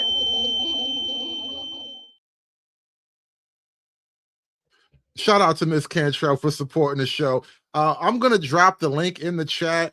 Shout out to my man, Jay Cavassier. Basically paid all the pan attacks for today, so I'm not even going to be extra with it, but I appreciate you guys' support. Please do support the panel. The link is in the chat. If you want to help me live review some more of this content, please feel free to hit the link. We are talking about white people weaponizing time, featuring the one and only master debater himself, the Conscious Lee. But see, my flight doesn't go undisturbed because time makes dreams deferred. And on my time to turn my days to daymares, living my nightmares, returning my passion. Clack, clack. The nigga got time beating my ass. Say that for another video, man. This current situation under the current administration, the presidential leadership proves that the politics of hope from Obama could not survive the trick of time of capitalism and anti-blackness. There are very fine people on both sides. Is a way that we're always able to mystify how power always delineates on who gets to be good, who don't get to be good, who can say who's good on both sides, who can't say it, from Donald Trump to Barack Obama. Objection number one, Black folks have money now, so this proves that the progression of time has done better with time. My pushback. Perry in 2024 said that while housing equity increased for Black households, other components to wealth building, such as corporate and business equity, did not, exacerbating the racial. Oh, so you mean to tell me that over time your situation hasn't gotten better? I mean, your situation has gotten better definitively over time as measured by something by housing equity, which housing equity, anytime people use equity in a phrase that is not purely financial or monetary, they're full of shit. But by your own measure, things have gotten better. Now, just everything hasn't improved equally over the same amount of time, so therefore white people bad, right? 2024 said that while housing equity increased for Black households, other components to wealth building, such as corporate and business equity, did not, exacerbating the racial wealth gap. Centuries of discrimination in public policy, financial practices, and societal norms that limited Black health and accumulation have not been overcome and will require broader structural changes to rectify the long-lasting impact of equality. When we sensationalize Black billionaires and make it as if the racial wealth gap hasn't widened despite the visible level of Black wealth that we see, this is how the trick of time and how capitalism can pacify us to not thinking about the collective. So over time, Black people have gotten wealthier, but that doesn't matter because white people have gotten even more wealthier. So time is not on your side. It's only on the white man's side. Josh, is time on your side, by the way, now that you're on the panel representing oppression, as you said in the back chat here? Josh, is time, in fact, on your side? Fuck no. Time pretty much works against everybody. Well, that's not what this Negro on screen is telling me. That's because he's a dumbass. I'm so confused. Hey, Freeman's Journal, welcome to the show. So is time on your side? I think Freeman's muted up. He's not ready. He's not. It's not his time. It's not quite time yet. Just looking for the button. Man, you realize this is an IQ stream, right? It really is like a proxy for an IQ test right now. I do a lot of shows like that, I think. Yeah, man. That's the part I made the comment before. The disheartening part is plenty of people will nod in agreement as he uses a bunch of words that they don't understand. Words like satiate. Yes. It makes us buy into the idea of the individual that make it where we ain't even got to think about how, hey. You want to say something, Josh? No, I think he actually knows what he's doing. He's marketing an idea. Well, to that effect, I totally agree. I think he's got a lot more. He's got more IQ points than I think I'm joking about. But it's at the point where I think there comes a level where in order to be truly evil, you have to be truly intelligent. Yeah, generally speaking, you have to actually know what you're doing to actually be considered evil because it has to be intentional. Like this is why most children and the mentally retarded, we give them a pass because we understand that their brains haven't evolved to the point of actual evil. Could be. I actually think I like the less intellect people. Simplistic. You know what they say, ignorance is bliss. It's a hell of a lot easier to be happy. That is true. Sometimes I wish to have my ignorance back. I do sometimes. Isn't that we all Christians say? What was it? Book of Ecclesiastes. He that increaseth in great wisdom also increaseth in great sorrow. Yeah. Same as it ever was. You want to say black folks have a lot more than what we have now, but in the big picture, do we? If the racial wealth gap is steadily widening, what does it mean to say that black folks with an S collectively have more? When we criticize black billionaires and we say they don't do enough to give back to the black community, they don't do it. Why is that? How does Calvin Warren's trick of time and the idea of progression that say, hey, once you become a certain tax bracket, you no longer go back to the past because you've moved past that. You got to go past that now. White folks always think about how they can improve their community when they are able to experience economic mobility and how they can invest in their community. Hey, Josh, how much money have you given to white homeless guys lately? Fuck none, little bastards. You gotta get a fucking job, lazy shit. You didn't go back to help the ghetto people of your community? I don't even believe in collectivism based off of like a skin tone or anything like that. Like the idea of my tribe, very small group of people. I know, because a lot of black folk like this dude here, they believe that white people have this like racial consciousness that kind of cuts across all class barriers. And from what I understand, it's a largely class, and then there's a sort of maybe ethnic cultural thing that goes along to it, but it's mostly a class divide, and then maybe college or something comes in. But generally speaking, I think white folk are generally divided by class and region. Pretty much. Most of us are still a little pissed off that the Irish got reclassified as white because we didn't really used to consider them to be white. Listen, now's not the time, but I really have to learn more about white on white racism. So fascinating. That's the reason why they fight tooth and nail for different policies and different laws when it comes to voting. But black people would get chastised for looking out for ourselves, and we would tell each other that, hey man, now you done made it, man. So you can't go back to the hood. You can't hang around, be around them people. This is how our community is always stuck in a time of being desperate, where people are always able to be like, man, you want to make it out the hood. Everybody want to make it out the hood. I was taught and indoctrinated and told I want to make it out the hood. Now I'm thinking very critically of like, what was I told, and how did I look at my own people that made it where I wanted to distance myself from them, and I seen my distance from them as a good measure to my success. I can tell you how it got to that point.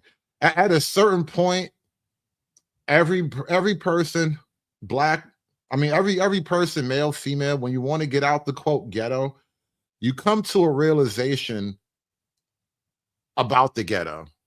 I'm telling you, man, this the reason why I be hating niggas, man. I'm telling you, man. It just be us. I be hating niggas, man. What's wrong with you? What's wrong with y'all? You niggas are crazy. Yeah. At some point, it just becomes obvious, you know. Further you're away from black people, a lot of us measure that as success because you put time in to work to get away from them. And a lot of us see failure or see you being immature and not accepting your success the more you want to be around the bad people. Now, do you want to situate yourself with nonsense? No. There are assholes and dumbasses in every group. But when you see a whole group as habitual assholes or habitual dumbasses, this is when you start getting into pathology. Pushback number 2. Black Isn't flight. that how you talk about white folk, though? Go ahead, Freeman.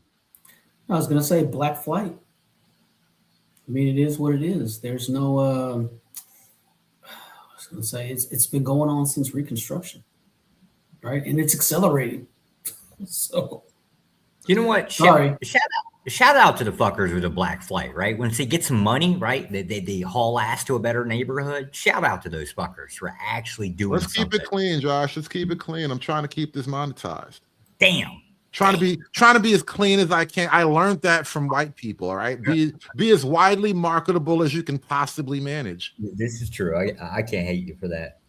But generally speaking, right, black flight, isn't that like usually when somebody acquires some money, assets, or whatever, and then moves along somewhere else? Why wouldn't you go to a better area or go to a place that benefits you more? Yeah, correct. Okay. Well, I'm starting to understand that. You see how we talk about time and sort of linear time is like a European phenomenon according to these people. I'm starting to think that logic itself. Well, I did a whole show about it. Is logic anti-black? Because there was, serious philosophical questioning about the anti-blackness of logic itself. And if they want to let you guys own logic, fine, so be it. But what if logic is a white thing? You're applying logic, which is inherently white, which is why it's not going to work. I want it to be, I want logic to be white, but unfortunately it wasn't us that formulated the laws of logic. Just wasn't us. Even a high economy does not address what is owned versus what is owed. And when you start to think about the billionaires, it still doesn't get into the distinction between what is owned versus what is owed. Wheeler in 2024 said wealth is the difference between what people own and what they owe. It serves as a financial buffer in an emergency as a means towards economic equity.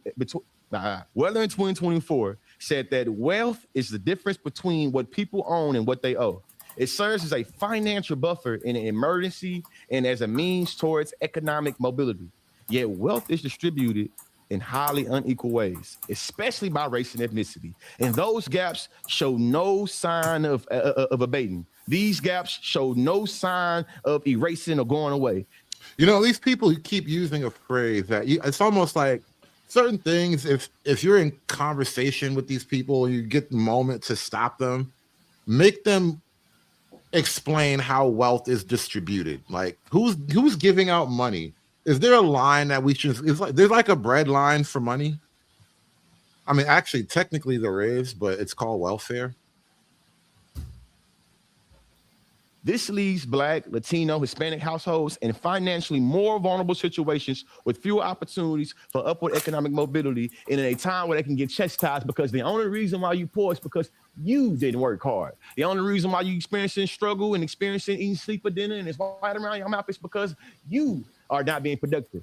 These are all ways the trick of time is able to get us to not see that there is a structure that has much more power on dictating your reality than any effort you want to do. Meaning, you can't hustle your way out of white supremacy. You can't hustle your way out of anti-blackness. Before Kanye was crazy, he said, even if you in a Benz, you still a nigga in a coupe. Your material possessions cannot escape the way white supremacy wants your black body stuck in time. When Harvard professor Dr. Henry Louis Gates is being accused of breaking into his own home because law enforcement believed that his body, that his blackness could not be in that neighborhood, this is showing you that your social economic background, though we can afford niggas maybe some designer or maybe being living in a nice house, it does not make you immune to white supremacy and anti-blackness.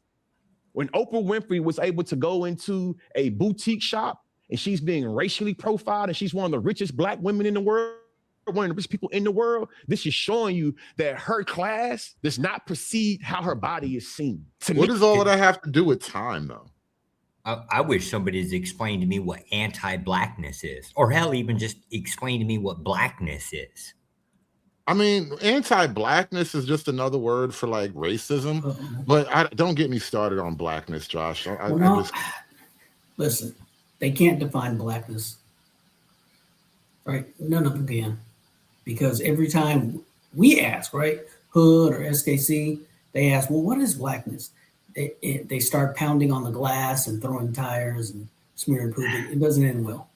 Yeah, I remember years ago. Hold on, I was having a little argument with somebody on some other channel, and I was like, "Dude, all right, since we still in love with this idea of blackness, right? Sell blackness to me, like it was a pencil. You ever seen that experiment? Like, sell me this pen, sell me blackness, and he couldn't do it. That kind of solidified the problem to me right there in a nutshell. It's a conception. It's a problem. It's a concept with no clear, distinct borders. And that's purposeful, right?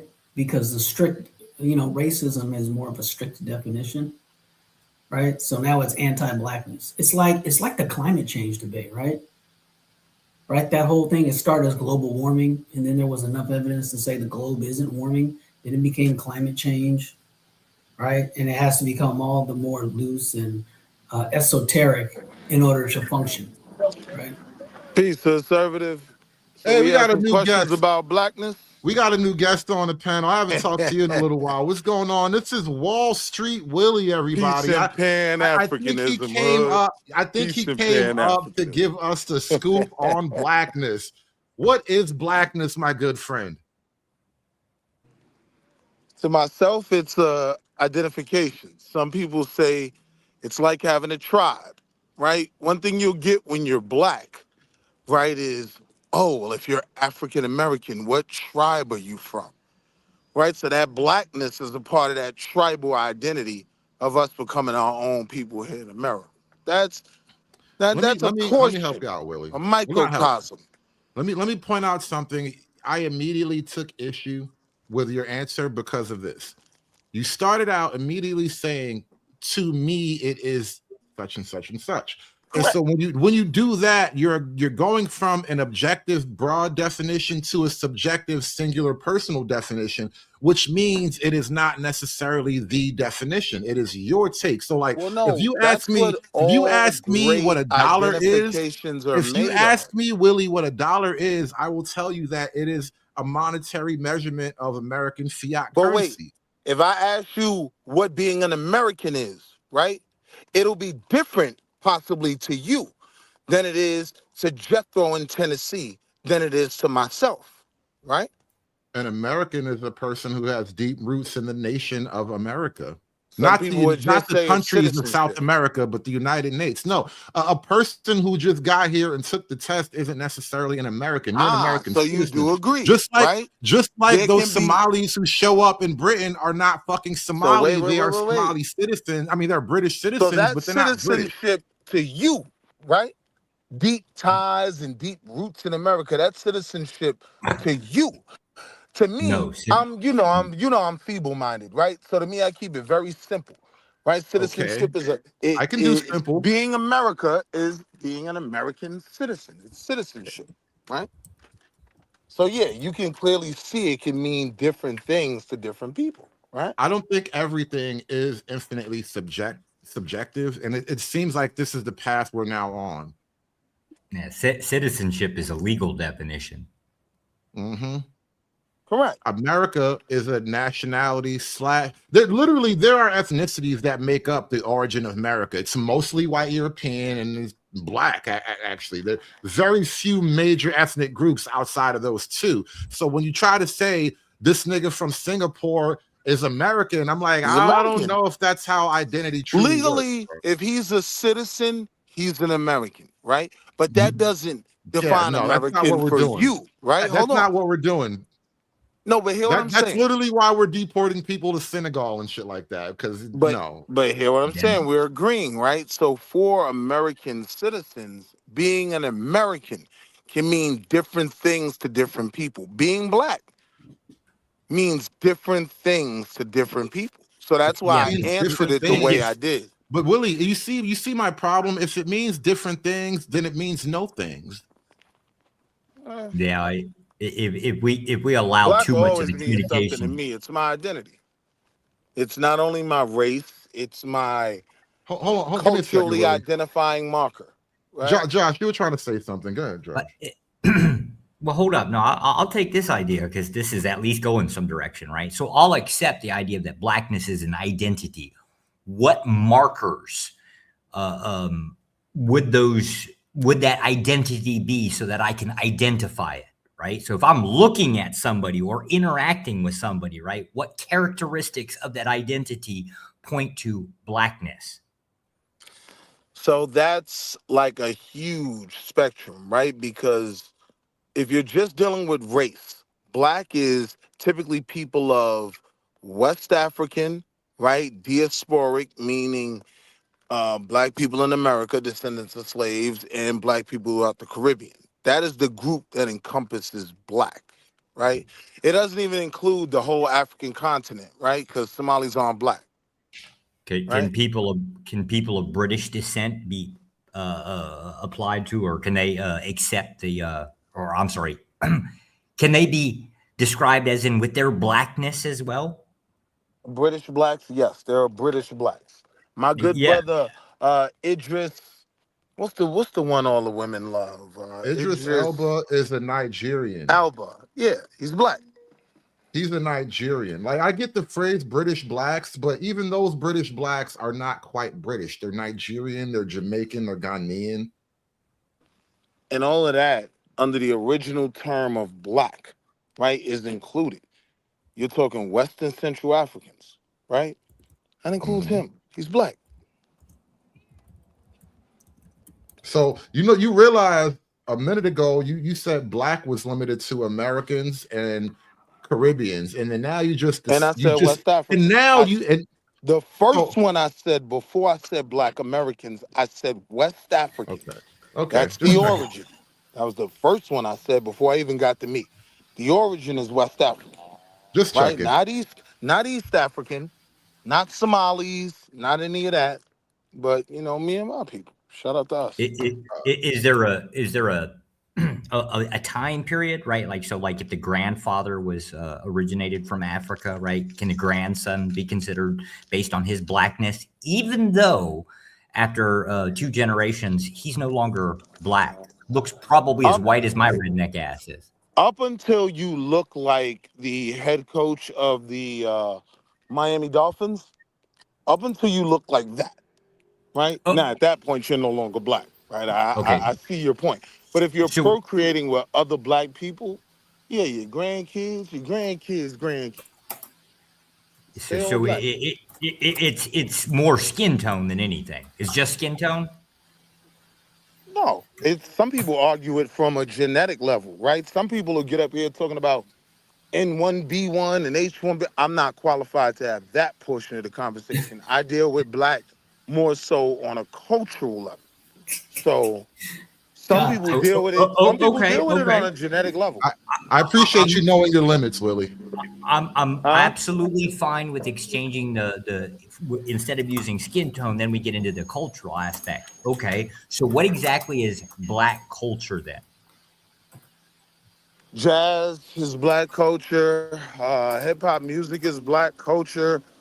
Tap dance is black culture. I There's think you're another doing. I thing think you're called black falling. culture. Hold on, Josh. Hold on. I think Willie, you're falling into a bit of a linguistic trap. You are naming little elements of a thing. Name the Correct. entirety of the thing. Correct. Describe it in its entirety. What is black culture in its entirety? Not in like what As are I little said from the elements of the beginning, there culture. What is is no it? black culture. There is no black culture in entirety, right? Because one portion of black culture is, I'm just using the low hanging fruit, right? Dr. Umar. But another portion of black culture is the coon culture, right? Like, so Candace Owens is a part of black culture. We've always had our coons. How is it that two people inhabiting the same space who both want to basically destroy the other person's space are part of the same culture? White people do the same things. Like you see all this white on white crime going on in Minneapolis. Like we don't have nothing to do with that. That's white. White folk don't give themselves a broad white culture. That's something that's asserting itself now. That's not true.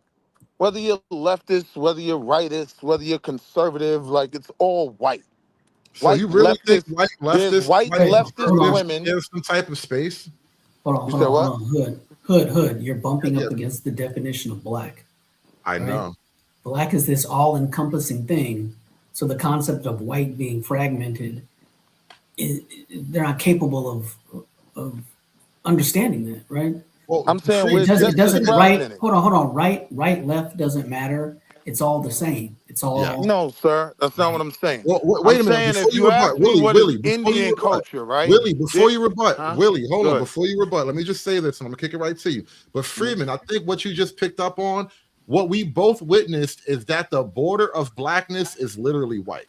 That's the border of black culture. It's fucking white people. But black doesn't exist without And white. see, I tried to save you from saying something stupid like that because I just went to answer his argument about the fragmentation by specifically dealing with Arabs, right? Or specifically dealing with Indians, right? It ain't about white people. Like what's defined our experiences being black in America is being around, being outnumbered by white people, right? But if you're talking about fragmentation, the Willie, Muslim, repeat that line the for me Muslim slowly. community is, Hold on, Willie. You say the you talk Muslim, fast, and I got to break hold on, let things me down. finish my point though. About being outnumbered in Let me America. finish my point. Let me finish my point. No. Before Stay where you were. Stay where you wait, were. no, Being because that outnumbered wasn't in the America. overall point. You thought you heard something, and you think you got me. But I'm saying, let me finish my point. Because once you said it's based around being white, no. Like that fragmentation and identity kind of parallel, it exists in all races, all cultures, right? Now let's You get go a bunch back of to that Arab people, line. you get a bunch of, hold on, you get a bunch of Arab Islamic people, they're not all the same. The people in Iran, I think they're what, Shia, and the people in Saudi Arabia are Sunni, or maybe the other way around. I don't know.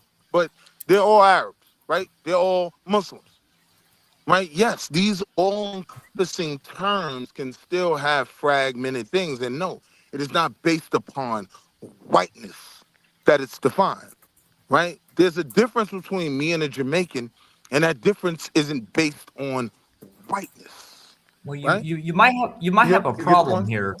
You might have a problem here because most opposing things are based. The definition of one is based off of the other. Example: if you were to try to define what I didn't dark say was, Jamaicans and I are opposed, though. That was never my premise. We're not in the black Hold on, community. Willie. We're Let him not finish his always thought. opposed. Let him Some finish groups are his thought, Willie. opposed. so the idea of like let's just say light and dark, right? Both of the definitions of each one of those are actually an opposition of the other, meaning if you eliminate one, the other ceases to exist, at least by definition. So if it is the case Like that atheists blackness is and defined religious based off of folks. whiteness, right? You eliminate one, now the other is gone. It's a problem when I'm you're saying the asking the white isn't question, the what only is it? option. White isn't No, the only Willie, option, right? Willie, Like hold I on. could Hold also on, Willie, separate wait. myself. I've been trying to pin you down. I Oh, don't I want ain't you hear to you. My start on fault. another. I don't want you to start on another screen and then don't want me to interrupt you. No, but I want wanted to to go back. respond to I him, want though. to go back to that point about black being outnumbered in America. The part of the black experience is being outnumbered by white people in America. I want you to elaborate on that thought for me, please. We're 40 million people in a nation of how many? Like, we're outnumbered by the white population in America. And when you brought Yeah. that up as being relatable to the black experience, I would like you to kind of help me understand what you see when you say that kind of thing. I'm just saying that's a part of our experience. So when you understand those factors, you understand the things that we've gone through, the things that have governed, our experience in America. So you're not as confused. Gone through things from whom? What things are you referring From to? white people. What do you asked me the question. Willie, when I say to you, I don't understand how you're confused. hear me out. Just hear me out for a minute. Mhm. I want you to understand. I'm not confused. I'm trying to reveal a thing to you. And when I said to you a few minutes ago, And it ain't gonna happen. That's what makes it confusion on your end. I know, because you have to There's choose nothing to to open reveal. your own There's eyes. nothing to reveal here. Listen. When I said to you a few minutes ago, you are now bumping up to the edge of blackness, which is white people. You have expressed in your own language that the edge of what you're calling blackness is white people, meaning that your definition of That's why I blackness is said you're literally confused. defined by white people. That's why I said you're confused. It's all in relation to white people. Your entire conceptualization of black is literally That's why I said you're bouncing off of whiteness. confused. Whatever the experience that whiteness has given you, whatever whiteness has done to you, whatever it is that you move away from because you perceive it to be white. These are the things that blackness actually holds on to as black concepts. Well, that second part is even more incorrect, but that's why I said earlier you're confused. If you thought that was what I was saying, if you thought that was what I subscribed to, you are clearly confused. Was all I was saying. I was trying to provide some clarity to your level of confusion. If you think that's what I think, that's not what I think. Do you subscribe to any policies that are oppressive? Sure, I do. Okay, so then that ain't a problem there. What do you mean by that? What's that question about? Oh, okay. So like the concept of like, say, white oppression, technically not white. Most of our systems that we utilize today are actually birthed from the Roman Empire, which is predominantly not white. I don't deal with the Roman Empire though, sir. America has a constitution. That's when America became America. So I deal with the crimes created, done, facilitated in and by Americans, right? I ain't dealing with no Romans. Let the man paint the I ain't picture for going. you, really. But no. They always say, don't we cut trying him to off go at back the to knees. Let him Kemet paint and the everything picture. else, right? I'm just letting them know. I ain't going I'm back just to saying, Kemet. Willie. I ain't going back to Roman times. We allow you your 1780. Negro moonwalk through history. Allow other people the same grace, Willie. So the Romans had a constitution. If you really want to get down to it, all of the systems, or at least the vast majority of the systems that you see today, were actually birthed, at least from our culture, is actually Roman, which was predominantly not white. Matter of fact, the groups within Roman Empire that were white were most likely hated most of the time, like the Greeks, for example. Yes, the poshy Romans spoke Greek, only because they thought it was like poshy, not because they actually coveted the whiteness of it, right? So the Roman Empire is effectively a system of oppression, at least everything that they designed, which is exactly what we replicated. Everybody is for oppression until that thing or that system of oppression is anti-them. Yeah. And again, I disagree. Right? Okay. So the question that he asked me when he tried to put me in a trap was, do I subscribe to any forms of oppression? And I answered him quickly, absolutely. But it's only because that's the model I've been born in. Do I subscribe to these things? Do I think this is what it should be? Would that be what it is if I felt like more people like myself, right? Like-minded or even lookership, right? People that look like me were in positions of power. Would it be all based on oppression? No. You get what I'm saying? But because I'm in a system that isn't mine, right? When in Rome, he brought up the Romans, and that's the only time I'll go there. When in Rome, how In could you Crackerville, you do what the crackers do. how could you make that claim when there are, What was and that? now obviously not from your culture, but there would be other groups of people that would also apply the whole blackness thing that are highly oppressive? Yeah, I have no idea what you're talking about. But I Okay, do know this pretty though, much right? every Hold on. every You every said something a while ago. I don't want to run the stop sign. You said something about the Romans not being black, right? I mean, not being white, right? predominantly Now, not white. now again, that goes again to a subjective argument, right? Because for me, a cracker's a cracker's a cracker. Like everybody's white. The Jews is white. These ones is white. With for me, from my vantage point, right? I understand to you, only looking through the lens of your eyes, that sounds insane to you. You can never understand it. I understand that. I get that. You know what I mean?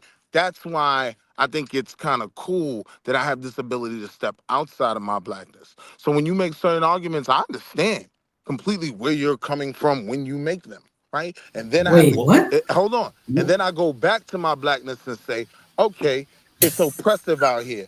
This is their mindset, so you got to be the same way. No, they're not invited to the cookout, right? No, we are gonna be B1 and keep them outside of. Yeah, I mean, you know. Hey, hold on, what is I what? went too fast Wait, for you. Good, I'll slow no, you down. no. Pause. Yeah, Freeman, you got it, Freeman. What is? Wait, what is your? You step out of your blackness and step into your blackness. What is your blackness that you're stepping out of? It's my cultural view of the world, right? So Oh, I have a purely black cultural view of the world because of the things that I want to accomplish and the benefits I want to receive out of the world, right? So I'm looking at the world from things that benefit me. When I say step outside of my blackness, I mean I can step outside of that. I can when understand the I have a white question. lens in your thought process. I don't just dismiss all your arguments. That's why I understand when I understand everyone doesn't have that capability. So you'll never be able Willie, to see what I see of the world. So it'll Willie, always when, be confusing. I get Willie, that. when you say you're stepping outside of your blackness, Hmm. you understand that anytime you leave one thing, you're automatically entering another thing. Yeah. There are no voids. So, what are you stepping into when you're outside of your blackness? Sometimes an Igbo culture, right? Sometimes Little You're Senegal in Harlem. cosplaying Hold Igbo on, hold now? on, hold on, hold on. Sometimes I thought Little you said Sen. West Africans were black, though. I said racially they were. See, I took it very slow. I'm talking about Carl Linnaeus, right? Understand race was a concept created in late 17, early 1800s in America, right? Somewhere around there. Carl Linnaeus, look him up. Linnaeus, right? This is him and Johann Friedman or something, right? Those is the crackers that made the concept of race. So when I'm dealing with it, I deal with it. Black is for one part race. So the race is all encompassing.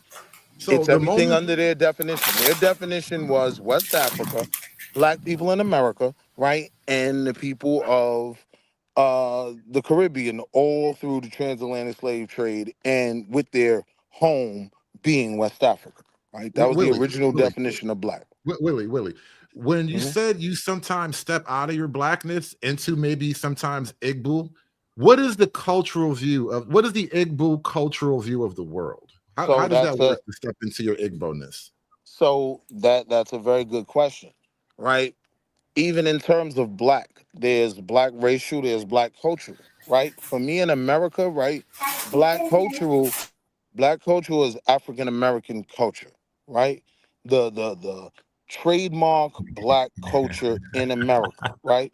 So yeah, if you're Jamaican and everything else, you're that. You're not black. You get what I'm saying? We don't have that marker of because even if you go inside of Nigeria, you'll find people identifying themselves as Igbo. One of you guys got mute up in the background. You'll Oh, find sorry. people identifying themselves as Igbo, Fulani, Hausa, you know what I mean, Khoisan, whatever. Like all these, right in one country, Nigeria, right? So it's deeper than just saying black has a stamp. Nah, black is, it's just a So race. It's just a help construct. me clarify just a little bit, at least for the functionality of it. if you're capable of stepping out of your blackness and I guess stepping into something else, right? Yep. Does that mean I can step out of my whiteness and get my black card become blackness? Great question. I was just thinking that, Josh. Maybe not you, right? And it's not about getting your card, right? White people step out of their whiteness all the time and look at the world through our eyes, right? To capitalize on us, to take advantage of us. I'm able to do the same thing, right? I know how white folk think. You know, sometimes when I go into a situation with them, I already know how to impress them. Like, yeah, move, get out of the way. I'm way smarter than you, right? That's so dope. It's not about getting a black card, is what I'm saying. If you were able to look at the world through my eyes, it could either be for a diplomacy level, I see what he's saying, or it could be, well, nah, I'm looking for everything to shoot down about his argument, right? But it's not about getting your black card. I don't have a white card. I don't have my clan suit. Let's take it. Hold on, John. Hold on, guys. I'll be happy to sign you up right here, right now. Hold on a minute. Like, we got to take a quick station break, and then I want to open up the floor. We got another guest up here. I got the image up. It's hard for you guys to see, but there is another guest on the panel. Just give me 1 second. Shout out to my man Lawrence with the $10 Cash App. Hail to King Arthur's royal accountant, Wall Street Willie. Willie, beware of Josh. He is the Illuminati king and has the ability to fry people's brains out. He is Imperious's twin. Beware. Oh wow, Josh. I didn't realize you were you're such a frightening figure. You got niggas intimidated. Man. I noticed Josh does scare the blacks, and I don't know what that's about really. Shout out to my man Lawrence with the $10 super chat. Be like Lawrence, y'all. Smash that super chat button for me. Hulk! Smash!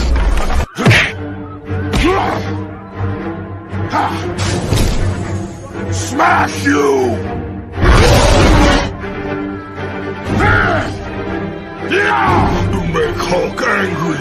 You not like Hulk angry! Hulk no like fighting girls. All right, guys, this is what I want to do. Willie, I want to kind of break up the conversation a little bit. Let's move away from this black identity thing just a little bit. I want to talk to you about this whole consciously and white people weaponizing time issue. But before that, Free Zone Lou, welcome to the show. Something made you click the link. What do you want to get up here and talk about, bro? You got it. Salute, Free Zone. What's up, y'all? What's up? I did have something that I want to say, but we so far off the target. I don't even. Started getting into Igbo and stepping out and stepping in, and I now's the time because we're gonna leave the let's do it now. I guess the only thing, there is no objective definition for blackness or whiteness because these are social words. They're not scientific words. They're words that are based on a society, and so as a society changes and evolves or moves in a certain direction, these definitions, these words tend to change with them. Correct. Just like how I think somebody said the Irish weren't considered white at one point in time, and then they were. It really is a subjective thing because social words in general, most social words are subjective words. That's why people are scrambling to change the definition of words, and they're actually sticking because at this point it's hard to pin down a lot of, especially when it comes to race. And especially as races are starting to mix a lot more, it lends to the question of what these words actually mean. And then they have different meanings. If you're talking ancestrally, if you're talking identity politics. So I kind of just dispense with it all together because there is no way to pin down the actual definition of these words. No, I don't know. I think it's kind of easy, right? So like if I look in the mirror, I don't describe black. Right. I don't think everything is infinitely subjective because again, if so many things are infinitely subjective, then our world exists on nothing. So we understand my point. Yeah, a lot of these words don't mean anything. You know what, Willie? I wouldn't say they don't mean anything, but before death is eternity, after death is eternity, there is no death, there's only eternity, and I be riding the wings of eternity like, yeah, yeah, yeah. Shaclack clack. Thank you for adding some shaclack clack to the show today, Willie. But I want to run parts of this clip. So I want to get some of Willie's thoughts about this whole white people colonizing time or weaponizing time. Though we're gonna finish out some of this clip. We might not get to the end, but we're almost there. This is about the trick of time in a way that says that whatever niggas have, it's always already dictated and framed in our black body, but always already framed in how the world understands us as being a commodity that shouldn't be able to present, that shouldn't be able to attain commodities. We are property that shouldn't be able to own property. And that's the reason why this pushback of thinking about what is owned versus what is owed is a very important thing to think about, because, hey, a lot of the world, not only this in America, that's the reason why Africa is always justifiably pillaged by the Western world, is because they don't think that property should be able to own property. Whether you're a part of the African diaspora in the Caribbean, in the continent, in the Americas, or in Europe, when niggas own things, it's always trivialized. Yeah. Do you see how he embraces the concept of himself being property? Right? When he sees through air quotes whiteness, he sees himself as property. And that's where he gets his value from, because he doesn't set his own value. It's just like slave morality and master morality, man. Nietzsche was right. He sees himself as property, and that's where his true value lies, in being seen as a property. And you know what's funny? He's literally trying to commoditize and then package and sell that idea to other people so they can see themselves as property as well. I don't know, PC. He might not be all wrong here, right? So we're all property of something, and we're also all subjected or subjects of something else. You're making an argument he is not making, Josh. Yeah, you're not making the same argument. You're not arguing that we're all owned by an individual, somebody, or even an individual. No, somebody. Not even a racial collective of somebody. You're not arguing that either. You're literally arguing a government theory. Small group of individuals. Yes. Government theory. Not just government theory. So like, generally, if you sign a certain type of contract with employment, right, you're kind of subject to that asshole, right? And that might just be one person. Usually it's a board. I think we're doing the thing of defining things down because it's infinitely subjective again. No. It's just subjected. We're all at the mercy of somebody else, generally speaking.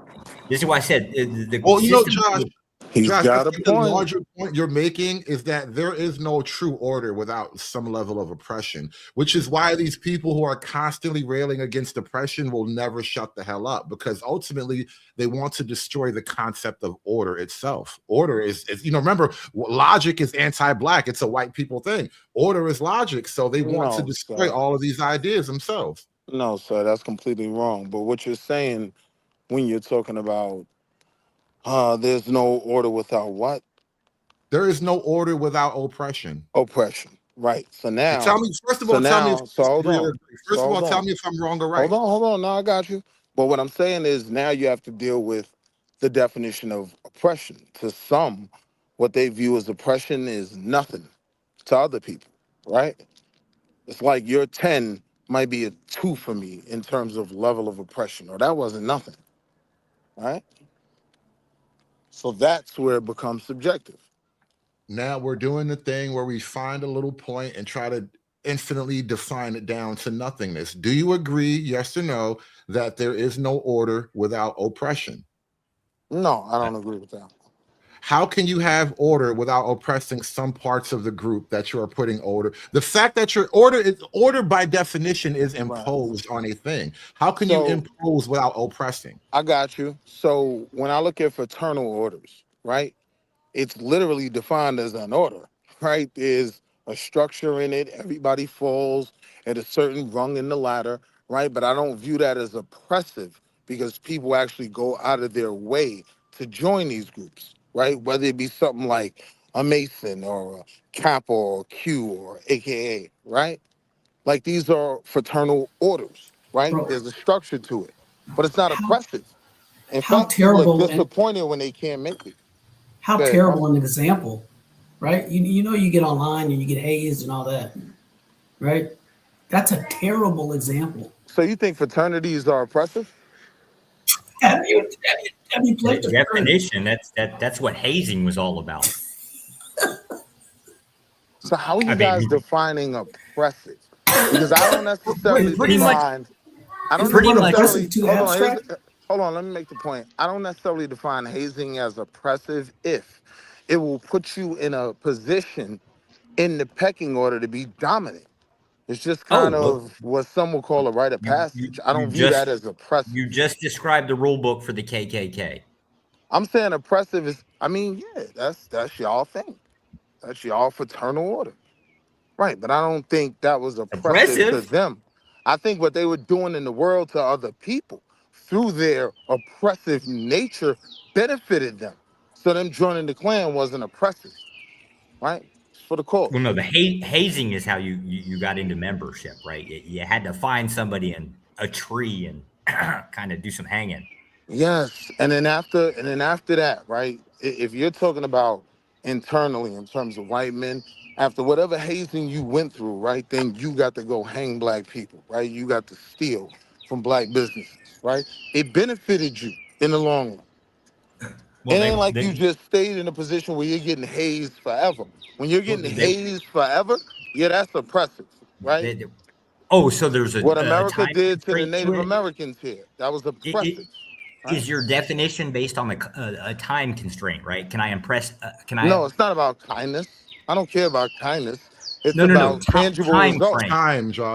Time, Wall Street Willie, time. Like, can I clean somebody up for 1 month, and then after that one Let 'em month, cook. they're over and Let 'em done cook. with, and now I'm no longer. It was never oppression because it had an end to it.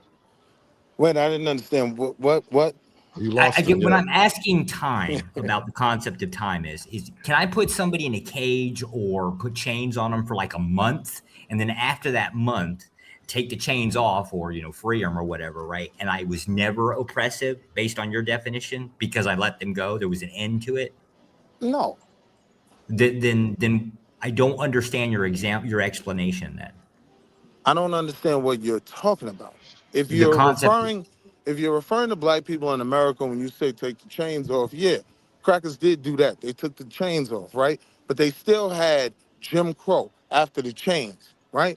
We still were dealing with Plessy versus Ferguson after the chains. So y'all would still be in the same beast you always were, but just in a different form. So that is oppressive.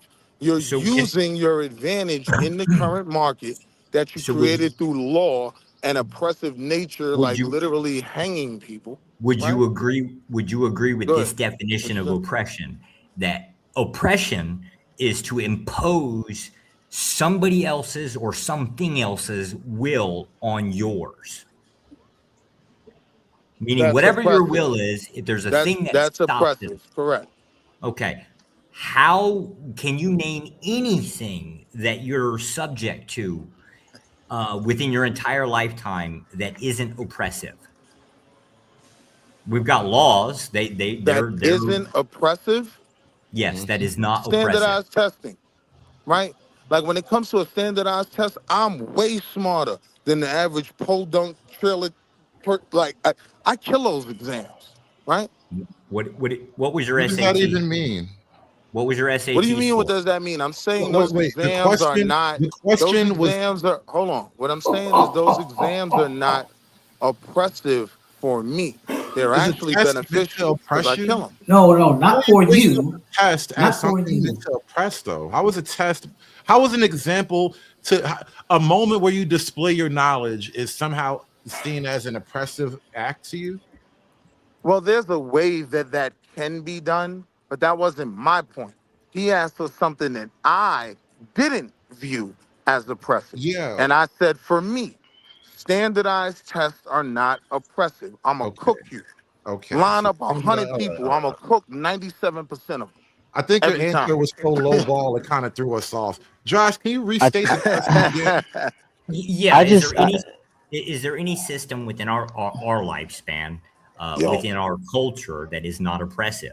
An example would be I don't know of anything that's an example that's not, but I'll give you I'll give you an examples that are. example. I'll give you an example. The little girl's tiny division cheerleading. It's not oppressive. My baby girl, she just won the nationals, right? Have you heard about, maybe little girls cheerleading? And even then, I don't know. I've heard vicious things about cheer moms. It's vicious, Not to bro. mention that. It's Not to I can mention that. tell you, I'm ready to tell my story from the inside. Yes, it Not gets very now, John. oppressive. Not now, Willie. This is not the show for that. We can talk about cheer moms another time. We're talking But about nah, oppression. she just won the nationals today. So Or yeah, is there I think any? you. I think you're throwing. that. I think you. Well, no, I still kind of disagree because I think you're throwing a lot of stuff together. I think the more accurate word would be constraints, and I don't Yeah. think constraints and oppression is the same thing because oppression deals with some form of unjustness that has occurred because of that pressure that's put down, whereas a constraint is just simply things that we do that are needed in order for order to To be in just place. continue. For I example, you agree. got to be meeting certain deadlines. You got to be at work at 9. You got to these kinds of things, they're not oppressive, they're just constraints, and you I need agree. constraints in order for order to flow. Now Well, oppression go ahead. No, finish your Justification. thought. Finish your thought, Freeze. Go ahead. Oppression is they're related, but they're not necessarily the same thing because oppression can actually disrupt order and disrupt a lot of these things. So I think the better word is constraint. All of the things that Josh is talking about are forms of constraint, including time. Time is a constraint as well, And but I wouldn't consider it oppressive. we got into this whole conversation about white people weaponizing time, and even with the African concept of time, how they saw white time as a little bit oppressive because it's constraining. But I'll concede. Yeah. Constraint is a far better word because even when I looked up just a second ago, there seems to be a moral element to the word oppression. Correct. So that's why just because there's a certain outcome doesn't mean that there was oppression. And what I'm getting from what he's saying, and one of the things that's really being ignored, I said in the chat earlier, is the concept of compound interest, compound time, compound effect, which seems to be the eighth wonder of white supremacy at this point, because there's a lack of understanding of how doing things over a long period of time actually compound. And those things seem to be disregarded, because if you're doing the right things or doing the productive things long enough for a long enough time, those things will compound, whether it be things to your advantage or things to your disadvantage. And that seems to be missing from the consciously conversation. Oh my God! Can you filter into that concept the notion of African time, like compound time divided by African time? Compound time divided by African time. Because remember, you're talking about compounding a thing indefinitely into the future, where African time exists in the indefinite now. I would have to actually think about that. I'm not even going to try to freestyle that one. I don't know. I know it's heavy. Let me think about it. That's a good question, though. Let me think about it. All right, we're almost going to wrap this one up here. We're going to play a little bit more of this clip, but we're having a really lively conversation. Shout out to Wall Street, really. I appreciate you coming up, by the way. So, well, I want to make mention on this Because there's concept never a of, time that property should own property. Pushback number 3, but it's kind of. You want to say what, Josh? I said I wanted to comment on his justification. So the line that you cross to go from constraint to oppression is this concept called fairness. If you see, or if your perception is that a thing is unfair, or a constraint is unfair, it then becomes oppressive. It's just the same thing as somebody saying, "Oh, it's not fair, so it's oppressing me." It's that thing. I mean, and fairness is a subjective term, because fairness fairness implies that we all maybe deserve the exact same thing at the exact same times or whatever. And I don't know if that's always true. Fairness is a tricky concept. I don't think fairness exists. Yeah, it doesn't. And even with, I heard one of the things that Conscious said when he was talking about wealth being distributed, and he made it seem like wealth is supposed to be distributed equally, and that's never been the case. Just never. Well, in history. his religious construction of the universe, there is a giant invisible white man who hands out money to everybody who's not black. There is. He's called the Fed. going back into the point number one, but it's kind of distinct still. The wealth gap has not evolved in 150 years. McKay in 2022 said that tracing 150 years of the racial gap reveals that rapidly early progress followed by a frustrated stagnation. Then we can put a graph right here, you know. Objection to, if we had a black president, it proves that black people can reach the American dream. Historically, black power does not materialize to help black people. That's the response to the objection about that. So wait, Barack Obama is not a symbol of hope anymore because hope is bad. So because we had an Obama, fuck that, it's still bad. God, fuck it. You know what? And I'm not supposed to say that word either. But like the problem with the Obama thing is like, wasn't he billed to us as literally hope and change? Remember they said that remember when Obama got elected and he did that speech and he was like, the oceans will begin to recede. Global warming will start to end now. Like the nigga really acted like he was ending all the world's problems. But like, isn't that because we had a black president? Are we supposed to feel hopeful about the future? Well, I'm a Republican, and we were kind of hopeful, right? Like his drone strikes were unprecedented. I think you kind of hope that the blacks would finally shut up, which again was a similar hope. No, I don't deny it. Don't deny it. Oh, come on. No, because apparently he wasn't black enough or something. Whatever the hell that was. But from our side, the political party, right? Like, I mean, he drone striked the living hell out of like a shitload of people, right? So we had a lot of hope that he might turn warmonger, but it just didn't happen. But we did have hope for it. Here's a little excerpt from the New York Post in 2017. I know that they have lost a lot of credibility over the years, but here's what they said. And I think it's still got something that we can, it's still some substance in here that we can unpack and think about. Since the 1960s. Okay, wait a minute. I just gotta, that was a very pause. Lost a lot of credibility over the years, but here's what they said. And I think it's still got something that we can, it's still some. All right then. All right then. Oh my God, these niggas get on my nerves. That was such a very awkward hand gesture. Like, what were you squeezing, my nigga? Yeah, what are they coming to church doing? Being gay.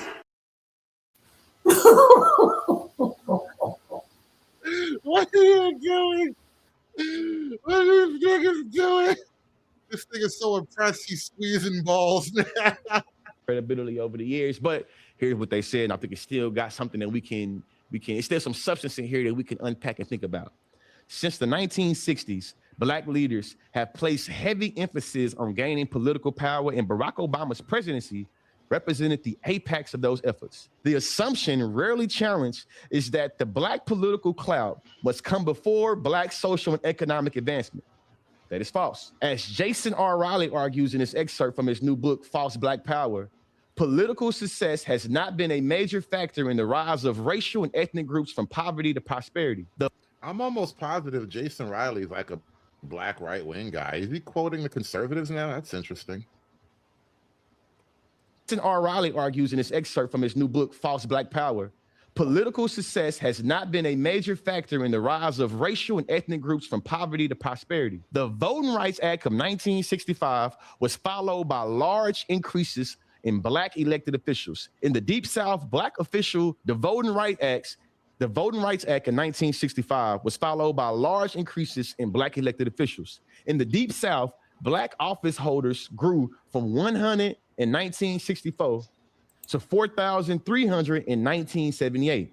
By the time the early 1980s, major U.S. cities with large black populations such as Cleveland, Detroit, Chicago, Washington, and Philadelphia had elected black mayors. Between 1970 and 2010, the number of black elected officials nationwide increased from fewer than 1,500 to more than 10,000.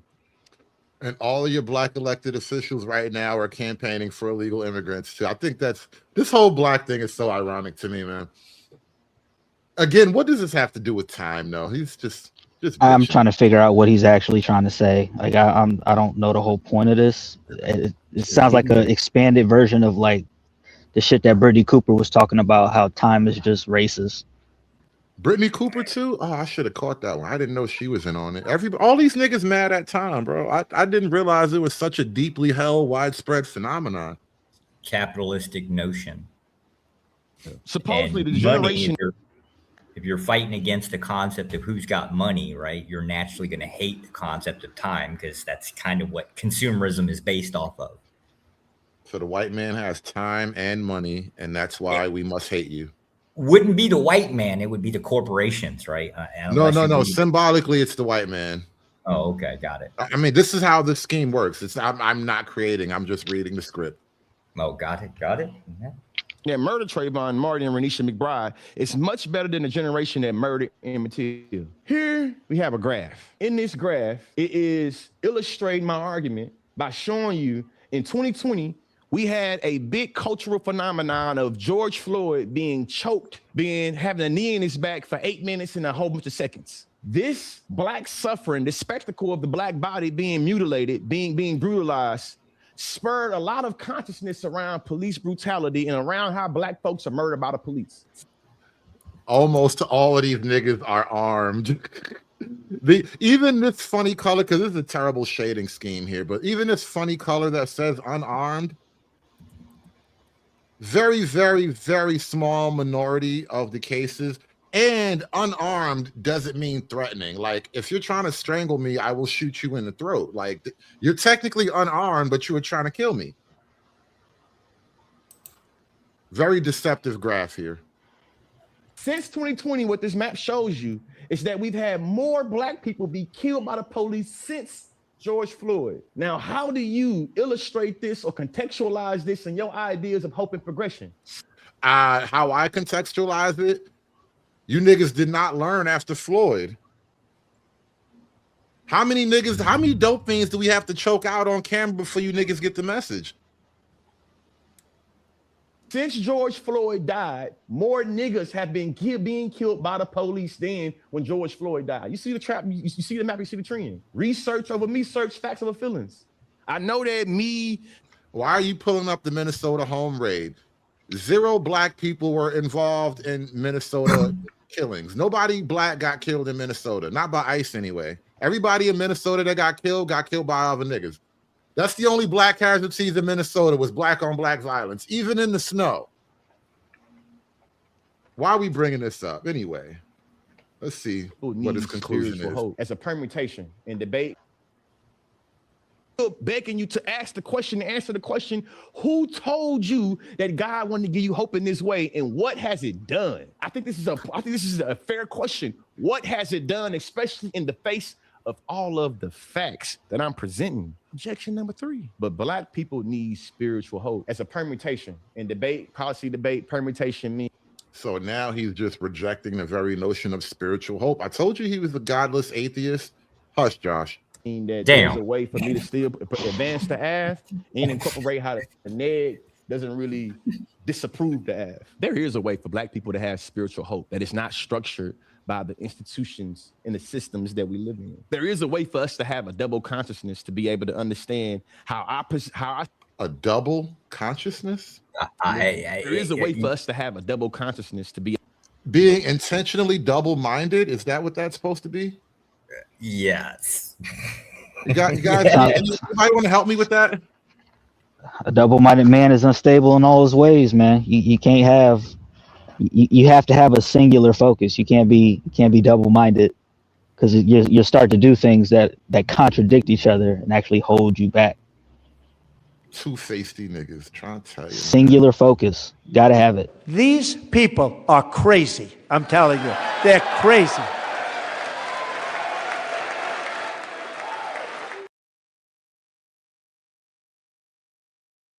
The institutions and framework the out there, and then there is a way for us to have a double consciousness to be able to understand how our spirituality is positioned, how our understandings about humanity is positioned, while also understanding how the world and institutions in mainstream America sees it as well. I'm not negating it at all. I'm still begging you to be critical of how you view this idea of having spiritual hope outside the system, when all of our ideas, our very epistemological understanding of hope.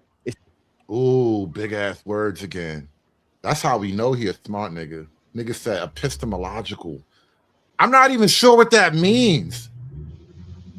Epistemology. Neither does he. How you view this idea of having spiritual hope outside the system, when all of our ideas, our very epistemological understanding of hope, is something that is indoctrinated and structured within the system that always tells us that it's gonna get better later. It gets greater later, baby. The question is, does it? When Donald Trump is able to undo landmark legislation. It gets greater later. That's literally the shit every man says to himself when he's going through This a rough is, spot. but this is also more cries of the powerless, slave morality, because you're waiting on something outside of yourself to make something better for you, instead of willing yourself into a better situation. What do we learn about time, though? In the African time conception, time happens to you. You don't make time. Well, you can make time happen, but generally time happens to you. That's why they just sit around until the white man shows up with jobs and money. Well, and now that I actually think about it, I think because the reason why they don't compound is because African time is more centered around events than an actual clock. So when you're centered around events, you're not doing the repetitious, monotonous things every single day that actually compound. You're waiting for an event to happen. The event starts when the people show up, so that affects heavily the ability to compound what you're doing. Yeah. Is it possible to even understand time without seasons? Yeah. I think it's a little bit more than that, but they only Like have the like future. a dry season and a rainy season. I don't know if they have like an intricate conception of like time. They have basic. No, it's a very loose base concept of time. You're basically timing yourself. The time is revolved around the seasons, so things have to be done by a certain season as opposed to a certain time. But the thing is, seasons themselves are the circular nature that we're talking about, whereas like, because it's trapped in that circle, they don't have a projection into the indefinite future, which is what we're talking about, like compounding events on top of another. Like if I keep stacking these bricks in a certain order, I'll get a wall or a castle or something, right? It's hard to really get that mode if you can't conceptualize, like what you're saying, compounded events over time. Like one brick is just a brick, but 1,000 bricks make a wall. Correct. And if you decide that we're going to stop at 1,000 bricks and we're only going to do 1,000 bricks at a time, that slows down your ability to compound as opposed to doing as many bricks as you can in this certain amount of time. Mm-hmm. That's been the law of the land 75, 80 years. Niggas having more degrees, niggas being able to get more record deals or being able to be on the field more. What does it mean? Like, what does it mean? Representation is important, but if we have Black representation in spaces and institutions and the impact for Black people is still the same, it is non-unique, which begs the question, what does it do? Giving you a nice little conclusion, because, you know, this is one of my favorite debate arguments, or this is me answering something about that. My favorite debate arguments is Afro-pessimism and whiteness. I'll get into that later on. And Afro-pessimism. Niggas are pessimistic by nature. That's crazy. Getting into Afro-nihilism. Yeah. The real black pill. Brought up. Yeah. The black pill. Real niggas don't believe in nothing, bro. It's endemic to being oppressed, right? You can't not be a loser. Yeah. Right. That's why I noticed that they don't like air quotes, blackness doesn't identify with being superior or being a winner. Right. That's why you see so few like hardcore Black Patriots fans. Right. Right. Well, so okay, that would beg the question, because in a different type of way, I hear white folks make the same arguments, particularly the middle class and the poor whites. They make those same arguments. So are they stepping into blackness when they do that? No. I mean, the slave morality and master morality apply to everybody, right? In the Nietzschean concept, but there is an extra part of the Black identity, right? That is akin to slave morality, right? Being an underdog, not identifying with success, distrusting success. Like successful Blacks are they're suspicious of successful Blacks, suspicious of Blacks that are a little too intelligent, right? Above, you get above a B average, and it's like, I don't know that guy.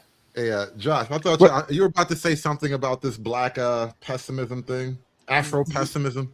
Yeah, I think you got more of a point here on the atheism part, right? So like pessimism as it plays out leads to cynicism, and this is generally the case with atheists, right? If you watch most of the atheist debates, it's actually a very cynical view on certain aspects.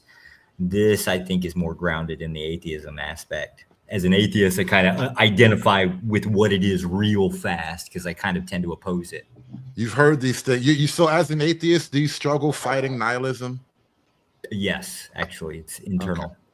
I'm going to leave it there. I know what you mean. It's a thing. This is how we usually end it, man. The application to call up, this is the reason why everything I said, why it matters. Giving you an impact, giving you a framing of what is the value in what I'm saying in terms of net benefits and why the purpose of me saying what I'm saying, why it should matter to everybody that's watching this. Calling out the trick of time is good in deconstructing the key trap of capitalism that has placed on the future of Black folks. First, it is used to legitimize the delay and make inequality a normality. Second, it is used to moralize patience that is used to justify sacrifice that is inevitable. Second, it is used to moralize patience and is used to justify sacrifice as being it's inevitable. Three, it attempts to convert injustice into a scheduling issue of resolving some distant future. White people have used time to convert injustice into a scheduling issue. It's just not your day to be free, nigga. Come back on Wednesday. Yeah, and that speaks to what Josh was saying earlier about the oppression thing. Name any system that doesn't oppress you. It kind of speaks to that. Yeah, When he's just bitching about constraints that are needed in order for a society to have order. That's it. Everything has rules and constraints, and not everybody's going to get what they want as soon as they want it, right? But if you try sometime, you can get what you need. If you try sometime, you just might find you can get what you need. You know what? I used to piss my kids off with that shit. You can't always get what you want until they stop asking me for so many random stupid things. They start to learn. Kids learn eventually. I think I can point a reason why he might have been showing the video of Minnesota. I think it's because snow is ultimately racist. It's exclusively white. They don't allow black snowflakes in. Nature is actually racist, so that's a whole other show for another Sunday. Josh, we kind of accidentally brought Race War Sundays back. I try to do this every Sunday, doesn't always, scheduling doesn't always permit, and I've been doing a lot of working lately. I've been kind of accidentally. It was an accident. I didn't realize I was stumbling into a race war until it started happening. Oh shit! This is so that's the Sundays. I'll be here. Yeah, I try to have like some racially controversial topic. It's typically black or white. Sometimes we expand it. God knows I have a lot of things to say about the Indian subcontinent, but yeah, we typically get into racial issues on Sundays. I mean, we talk race all the time here, but I open up the panel and I try to get some white voices and some black voices to argue and yell at each other. It's fun. I'm all for it. Yeah, but we're gonna probably wrap this one up here. We're just shy of the 3-hour mark. It gets weird after 3 hours up here, so we're gonna put a pin in this one today, man. I appreciate you guys coming up and holding down the floor with me today. Peace, everyone. Peace. Later. Thanks, Ed. Great show. I will catch you guys later. Josh, you actually the first one on the panel today. Appreciate you coming up. It's actually been a little while since we spoke. You said you're in Vietnam or something like that. Yeah, I'm careful out there, man. I hear the Vietnamese aren't that different from the Thai. Yeah, but since we lost the Vietnam War, I decided to come back and breed them out. Tired of this shit. White man's trying to colonize the third world again. Anyway, you sound like that. You remind me of that one Russian guy who just like fucked his way through Africa and now they all hate him. The third world is the same as it ever was, man. I will catch you guys later, all right? And giving me goals in life. Life goals. Peace, y'all. Aspiring to be patriarchs like what white men have, that isn't freedom. That isn't going to help anybody. It's certainly not going to help black people. It's done. It's done. It's done. It's done. It's done. It's done.